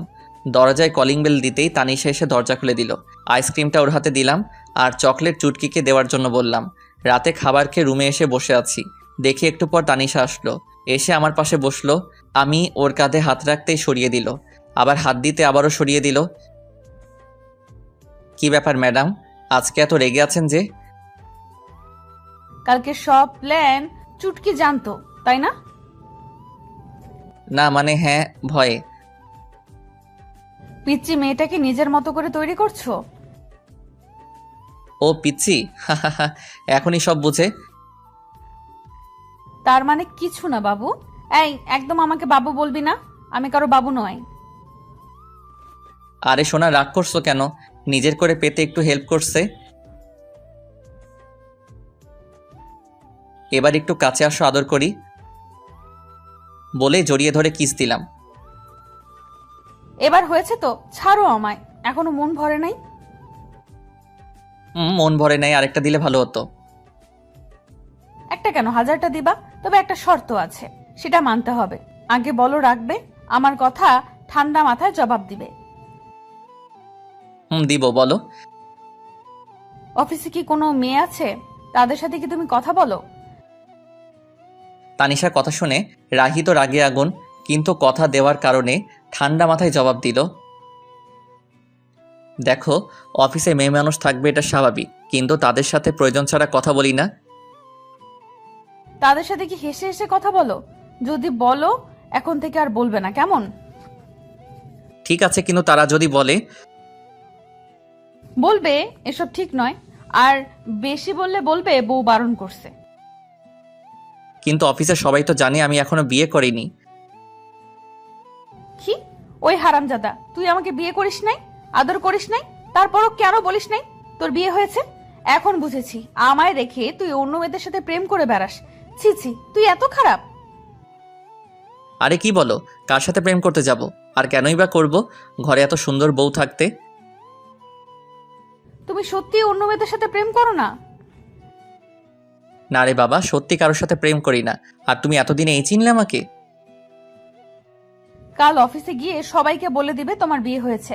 আর যদি না বলো তাহলে তোমার সাথে কখনো কথা বলবো না, তোমাকে আদর করব না, বলে দিলাম কিন্তু। বলবো। এই তো আমার লক্ষ্মী জামাই। সকালে। এই তুমি ওঠো, সকাল হয়েছে, অফিসে যেতে হবে না? উঠছি। উঠছি মানে? তাড়াতাড়ি ওঠো, না হলে পানি ঢেলে দিব। এই যে উঠে পড়েছি, আর আমি আগেই টের পেয়েছি, কিন্তু ইচ্ছে করে উঠিনি। কেন কেন? দেখলাম আমার বউটা ঠিকঠাক কাজ করতে পারে কিনা। ভালো করেছেন জনাব। এখন গিয়ে ফ্রেশ হয়ে নিন, আমি নাস্তা রেডি করছি। আমি ফ্রেশ হয়ে নাস্তা করে নিলাম। এই যে কাল কি বলেছিলাম সব মনে আছে তো? সব মনে আছে। আরেকটি কথা মনে করেও করতে পারছি না, মনে মনে ভাবছি। কি হলো, এইভাবে দাঁড়িয়ে আছো যে? অফিস যাবে না? তো কি করব, তুমি যেতে দিলে কই? আমি আবার কি করলাম? তোমাকে টেনে ধরেছি নাকি? ধরেছে, ওই তো এখন একটা কিস দিয়েছো না বলেছো? ও, আমি তো ভুলেই গেছিলাম। তার জন্য বুঝি আমার বরটা রাগ করে দাঁড়িয়ে আছে। দাঁড়াও, দিচ্ছি। আহ! কিন্তু এখন আর রাগ হচ্ছে না। আমি তানিশার কাছে থেকে বিদায় নিয়ে অফিসে চলে এলাম। আজ একটু খুশি খুশি লাগছে। তানিশার কথা ভাবছিলাম, হঠাৎ কারো আসার শব্দ শুনে আমি চমকে উঠলাম। স্যার, এসে বিরক্ত করলাম না তো? না, কি জন্য এসেছেন বলুন? এমনি এসেছি স্যার। আসলে আজকে আপনাকে অন্যরকম লাগছে। ও আচ্ছা, না আমি ঠিক আছি, আপনি এবার আসুন। Okay sir. তখন পি আসলো। স্যার, একটু পর একটা মিটিং আছে, আপনাকে থাকতে হবে, না হলে অনেক বড় সমস্যা হবে। এখন তো আমি চলে যাব, আপনারা সবাই থাকুন। না স্যার, আপনাকে থাকতেই হবে। কিন্তু আমি তো। না স্যার, আপনাকে থাকতেই হবে, অনেক বড় সমস্যা। ঠিক আছে, সবাইকে বসতে বলুন, আমি আসছি। আমার এখন বাড়িতে যাওয়ার সময়, কিন্তু আজ একটা মিটিং থাকার কারণে কোনো উপায় না পেয়ে থাকতে হলো। মিটিংয়ে থাকাটা অনেক বড় জরুরি। মিস্টার রাব্বি, ফাইলগুলো আপনি সব ভালো করে দেখে নিয়েছেন তো? আমি দেখেছি স্যার, আপনি শুধু দেখলেই হবে। আমি ফাইলগুলো দেখছিলাম, তখন আমার ফোনটা বেজে উঠল। একটু ব্যস্ত থাকার কারণে ফোনের দিকে নজর দিলাম না। মিস্টার রাব্বি, সব ঠিক আছে? ওনাদেরকে সামনের সপ্তাহে আসার জন্য আমন্ত্রণ করেন। আমার ফোনটা আবারও বাজতে শুরু করলো। স্যার, আপনার ফোন বাজছে। দেখছি, একটু ওয়েট করেন। আমি সেখান থেকে সরে এসে ফোনটা হাতে নিল। ফোনটা রিসিভ করতেই, কি ব্যাপার, কখন থেকে তোমাকে ফোন করে যাচ্ছি, তুমি ফোন রিসিভ করলে না কেন? আর কোথায় তুমি? অফিসে। আর তোমার বোঝা উচিত হয়তো কোনো কাজে আটকে গিয়েছি, বিধায় ফোনটা রিসিভ করিনি। তারপরেও কেন বিরক্ত করে যাচ্ছ? অফিসে মানে? অফিস টাইম তো অনেক আগেই শেষ হয়ে গেছে। তার মানে তুমি অন্য মেয়েদের সাথে আড্ডা দিচ্ছ? যা ভেবেছিলাম তাই হলো। এখন কিন্তু অনেক বাড়াবাড়ি হয়ে যাচ্ছে। ফোন রাখছি আমি, এখন ব্যস্ত আছি বলেই ফোনটা কেটে দিলাম। এভাবে রেগে কথা বলা আর হুট করে ফোন রেখে দেওয়ায় তানিশার একটু সন্দেহ হলো, আর মনে মনে ভাবছে, তাহলে কি রাহি আমাকে ধোকা দিচ্ছে? না, এর শিকড় আমাকে টেনে বের করতেই হবে। মিটিং শেষ করে 2 ঘন্টা পর বাড়িতে আসলাম। এসে দরজায় কলিং বেল চাপ দিলাম, সাথে সাথেই তানিশা এসে দরজা খুলে দিল। এতক্ষণ নিশ্চয়ই পথের দিকে চেয়েছিল, তখন বলতে লাগলো, এই ছেলে, কি পেয়েছিস কি? ঘরে বউ রেখে অন্য মেয়েদের সাথে মেলামেশা করবি, আর বাড়িতে এসে এমন ভাব করবি যেন এখন অফিস থেকে এসেছিস। তানিশা এখন কিন্তু একটু বাড়াবাড়ি হয়ে যাচ্ছে। আমি বাড়াবাড়িই করছি, সত্যি বললাম তো, তাই শুনতে খারাপ লাগছে। আমি নিজের রাগ কন্ট্রোল করতে না পেরে নিজের গালে নিজেই 2টা থাপ্পড় মারি। এমনিতেই আজকে কাজের অনেক ধকল গেছে, তার উপর বাড়িতে আসতে না আসতে কী সব শুরু করে দিয়েছ।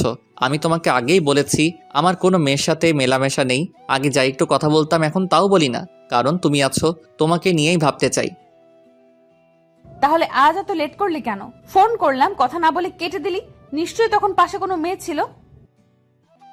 ছিল, তবে কোনো বাজে মেয়ে ছিল না। তাহলে কেন বললি না? কাজে আটকে গিয়েছিলাম, তার উপর একটা মিটিং ছিল। সরি, আগে বলনি কেন? তাহলে তো এত বাজেভাবে বকা দিতাম না।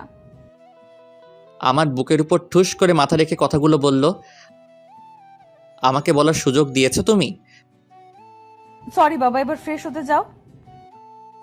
রাতে খাবার খেয়ে যে যার মতো রুমে চলে গেল। আমি রুমে এসে অভিমান করে বসে আছি। কি হলো, এভাবে মুখ গোমড়া করে বসে আছো কেন? কি হলো আমার পাগলটার? কি হলো, এভাবে মুখ গোমড়া করে বসে আছো কেন? কথা না বললে কিন্তু আমি অন্য রুমে চলে যাব বলে দিলাম।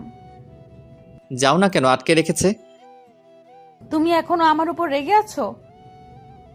এই যে কান ধরছে, আর কখনো এমন হবে না। সরি বাবু। এসব বলে কাজ হবে না, ঘুষ লাগবে। ঘুষ দেওয়া এবং নেওয়া আমি পছন্দ করি না।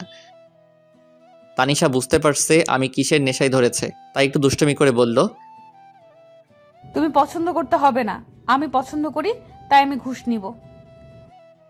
আমি না দিলে তুমি কিভাবে নিবে? না দিলে জোর করে আদায় করে নিব। বলি তানিশার দিকে এগোচ্ছি, আর তানিশা পিছনে যাচ্ছে। একদম কাছে আসবে না, আসলে কি করব? খারাপ হয়ে যাবে কিন্তু। খারাপটাই তো দেখতে চাই। এই বলে আমি তানিশার কাছে গিয়ে গলায় কিস করে আস্তে আস্তে ঘাড়ে চুমু দিচ্ছিলাম। এরপর দুজনের নিঃশ্বাস ঘন হয়ে যায়। এরপর আমি তানিশাকে কোলে করে নিয়ে বিছানায় ফেলে দেই। অনেক খুনসুটি দুষ্টামি করে দুজনেই ঘুমিয়ে পড়ি। আজকে একটু বেলা হয়ে গেছে, কারো ওঠার নামগন্ধ নেই। তখন আম্মু ডাক দিল, কি হয়েছে রাহি? অনেক বেলা হয়ে গেছে, এখনো উঠছিস না? অফিসে দেরি হয়ে যাচ্ছে তো। আম্মু একটু ঘুমাই। আর ঘুমাতে হবে না, আর ঘুমালে তোমার অফিসে যাওয়া হবে না। আচ্ছা, উঠছি। তারপর আমি ফ্রেশ হয়ে নাস্তা করে অফিসে চলে এলাম। দেখি রাব্বি আমার কেবিনে বসে আছে। কি ব্যাপার? কিছু না স্যার, অন্য দিনের তুলনায় আজকে একটু লেট হয়েছে। আচ্ছা যাও, কাজ করো গিয়ে। রাব্বি চলে গেল। আমি কেবিনে বসে কাজ করছিলাম, তখন আমার ফোনটা কান্না করে উঠল। ফোনটা হাতে নিয়ে দেখি অচেনা নম্বর। খুব বিজি, আমাকে একটু সময় দিতে পারো না? আপনি কোথাও ভুল করছেন, আমি আপনাকে চিনি না, আর নাম্বারটাও কোনোদিন দেখিনি। ও, এখন তো মনে থাকবেই না। বিয়ের আগে কত কিছু করেছো, বিয়ে করার সাথে সাথে সব শেষ। আপনি কে বলুন তো? বলবো না। ওকে বাই, আমি ফোন রেখে দিলাম। এই না না, বলছি। আজ আম্মুর কাছ থেকে নতুন সিম নিয়েছি তোমার সাথে দুষ্টমি করব বলে। তাই তো, কি করেছে আমার বাবুটা? কথা বলছি জনাব, তুমি কি করছো? একটা মেয়ের কোলে মাথা রেখে শুয়ে আছি। কি বললি তুই হারামি? লুচ্চা বেটা, তোর সাথে কোনো কথা নাই। তুই কোনো দিন আমাকে বউ বলবি না। তানিশা ফোন রেখে দিল। আমি হাসতেছি, কেমন বোকা বানিয়ে দিলাম তানিশাকে। একটু পর আম্মুর ফোন এলো। হ্যালো আম্মু, বলো। অসময়ে ফোন দিলা যে, কি কিছু হয়েছে? কিছু হয়নি, কিন্তু হঠাৎ তানিশা কেমন যেন করছে। ওর আচরণ আমার মোটেও ভালো লাগছে না। কেন আম্মু, কি হয়েছে? একটু আগে তোর সাথে কথা বললো, তারপর কি হলো না হলো কিছুই জানি না। আর শুধু কান্না করছে আর বলছে আমি এখানে থাকবো না আম্মু, তোমার ছেলে একটু ভালোবাসে না আমায়, আমি চলে যাব। ও এমনি ঠিক হয়ে যাবে আম্মু, তুমি চিন্তা করো না। তুই কি এমন বলেছিস যে এমন আচরণ করছে? আম্মু বাসায় গিয়ে সব বলবো, আর তুমি এসব নিয়ে একটু চিন্তা করো না। ফোন রেখে দেওয়ার পর থেকে কিছুই ভালো লাগছে না। ওর সাথে এমন দুষ্টমি না করলেও পারতাম। মেয়েটা এমন কেন? আমি বললাম আরও বিশ্বাস করে নিল। আজকে একটু তাড়াতাড়ি বাড়িতে ফিরলাম। বাড়িতে এসে তানিশাকে কোথাও দেখতে পাচ্ছি না। তানিশার কোনো সারা শব্দ নেই, তাই আম্মুকে বললাম, আম্মু আম্মু। কি হয়েছে? বাড়িতে এসে এভাবে চিল্লাচিল্লি করছিস কেন? আম্মু তানিশা কই? কখন থেকে ডাকছি, কোনো সারা শব্দ নেই। তানিশা ওর বাড়িতে চলে গেছে। আমি বললাম কি হয়েছে, আমার কথা না শুনে হন হন করে ব্যাগ নিয়ে চলে গেল। আমার এখন একদম ভালো লাগছে না তানিশা যাওয়ার পর থেকে। ঘরটা কেমন যেন হয়ে গেছে। তুই গিয়ে তাড়াতাড়ি তানিশাকে নিয়ে আয়। আম্মু অনেক রাত হয়েছে, এখন তুমি শুয়ে পড়ো, আমি আসছি। বলেই বাইক নিয়ে শ্বশুরবাড়ির উদ্দেশ্যে রওনা দিলাম। বেশি দূরের পথ না। শ্বশুরবাড়ি এসে দরজায় কলিং বেল দিতে লাগলাম। কিছুক্ষণ পর তানিশা এসে দরজা খুলে দিল। কি হয়েছে? এভাবে চিল্লাচিল্লি করছেন কেন? এটা কোনো মাছের হাট না যে এভাবে চিল্লাচিল্লি করবেন। তুমি এভাবে চলে এলে কেন? জানো না আম্মু তোমাকে ছাড়া থাকতে পারে না, সাথে আমিও। ঢং করা লাগবে না। যেখানে আমার কোনো মূল্য নেই সেখানে আমি থেকে কি করব? মানে? অফিসে যাওয়ার নাম বলে অন্য মেয়েদের সাথে থাকবে, সন্ধ্যা হলে বাসায় ফিরবে, তার কাছে আমি কিভাবে থাকবো? তানিশা চোখ মুখ লাল হয়ে আছে, মনে হয় অনেক কান্না করছে। কান্না করারই কথা, যে কথা বলেছি। আরে আমি তো মজা করে বলেছিলাম, আর আমি তো তখন তোমার সাথেই কথা বলছিলাম। বিশ্বাস না হলে অফিসে খোঁজ নিয়ে দেখো। আমি কোনো খোঁজ নিতে যাব না, আমার কোনো দরকার নেই। আপনি এখান থেকে চলে যান। আপনার মতো লোকের সাথে আমি সংসার করব না। বলেই মুখের উপর দরজা লাগিয়ে দিল। কি রে, তোমাদের আবার ঝগড়া হয়েছে? ওই বেটা বদের হাড্ডি সব সময় আমাদের সাথে লেগে থাকে। তবুও তো তোকে অনেক ভালোবাসে। রাগ করে এখন যে এলি, কিভাবে থাকবি এখন? সত্যিই তো আম্মু, আমার এখন ভালো লাগছে না। কেন যে ওকে রাগে তাড়িয়ে দিলাম। ওকে ফোন দে। আমি পারবো না আম্মু, তুমি দাও।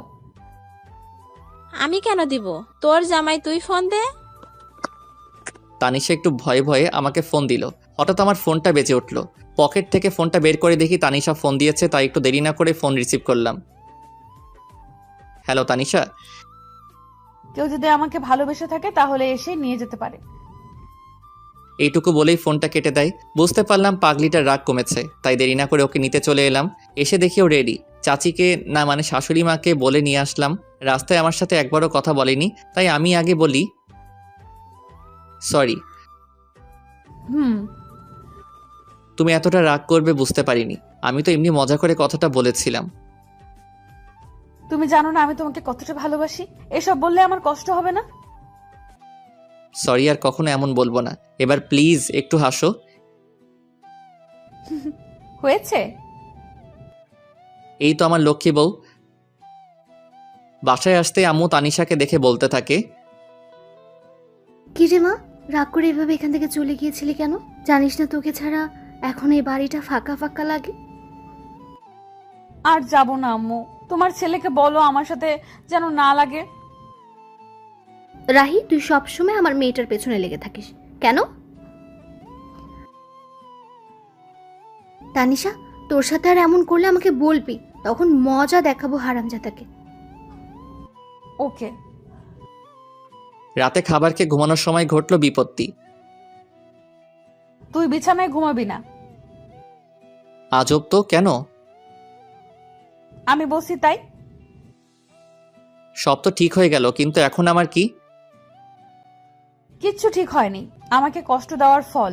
যতদিন না আমি বলবো ততদিন তুই নিচেই ঘুমাবি। এটা কেমন কথা? ওই আমার সোনাটা, বাবুটা। না, তুই একদম এসব বলে ডাকবি না। আমি তোর কেউ না।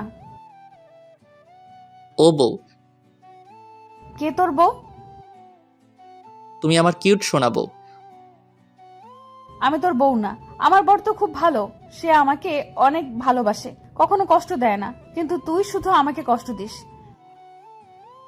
ও বউ, ভুল হয়ে গেছে, মাফ করা যায় না? একদম চুপ, তুই আজ থেকে নিচেই ঘুমাবি।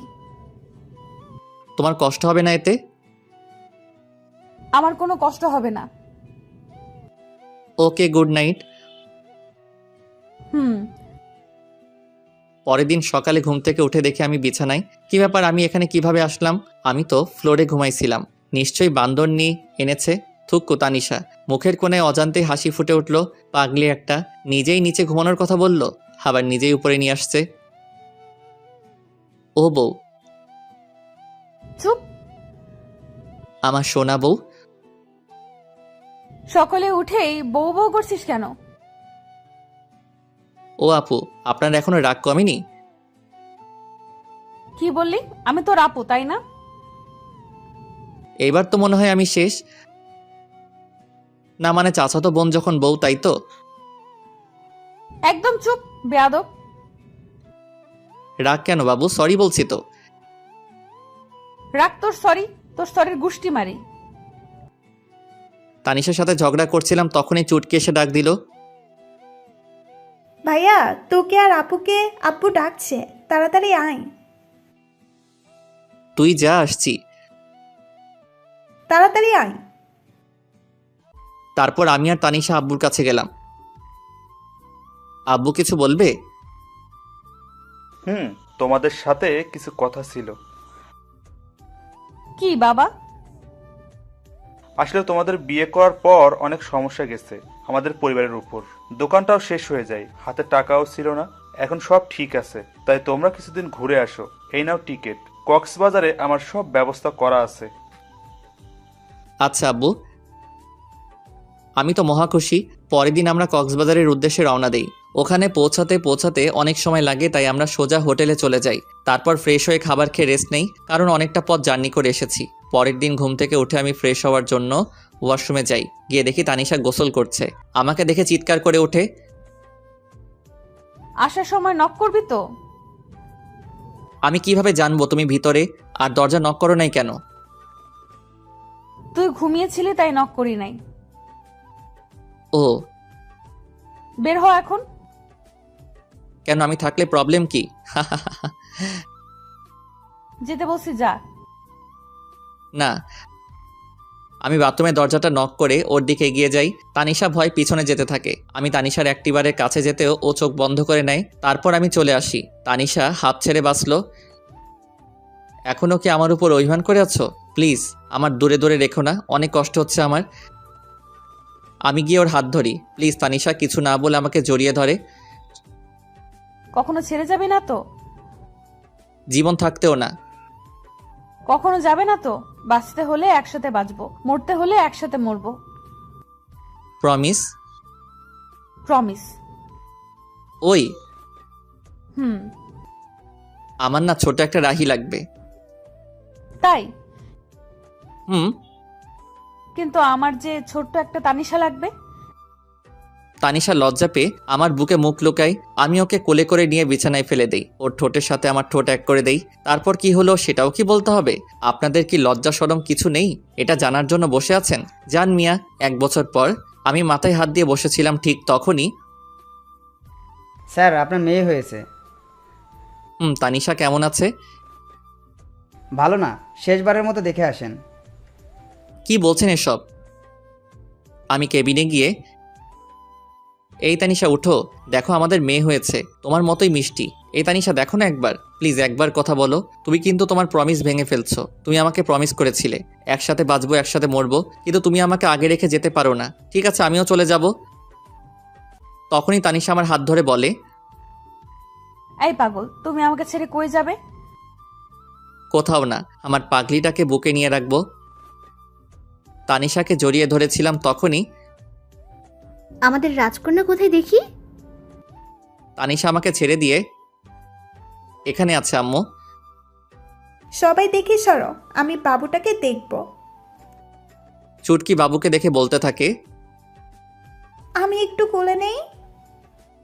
তারপর বাবুটাকে কোলে নিয়ে বলে, আপু, বাবুটা একদম দেখতে তোমার মতো কিউট হয়েছে।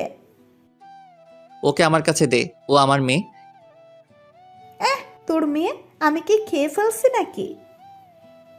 এই কথা শুনে সবাই হেসে উঠল। তারপর আমার মিষ্টি মেয়েকে নিয়ে সবাই আনন্দ করলো। সন্ধ্যার সময়, আম্মু আব্বু তোমরা বাসায় চলে যাও, আমি তানিশার কাছে আছি। ঠিক আছে। আমরা এখন আসি, কিছুক্ষণ পরে খাবার নিয়ে আসবো। আচ্ছা।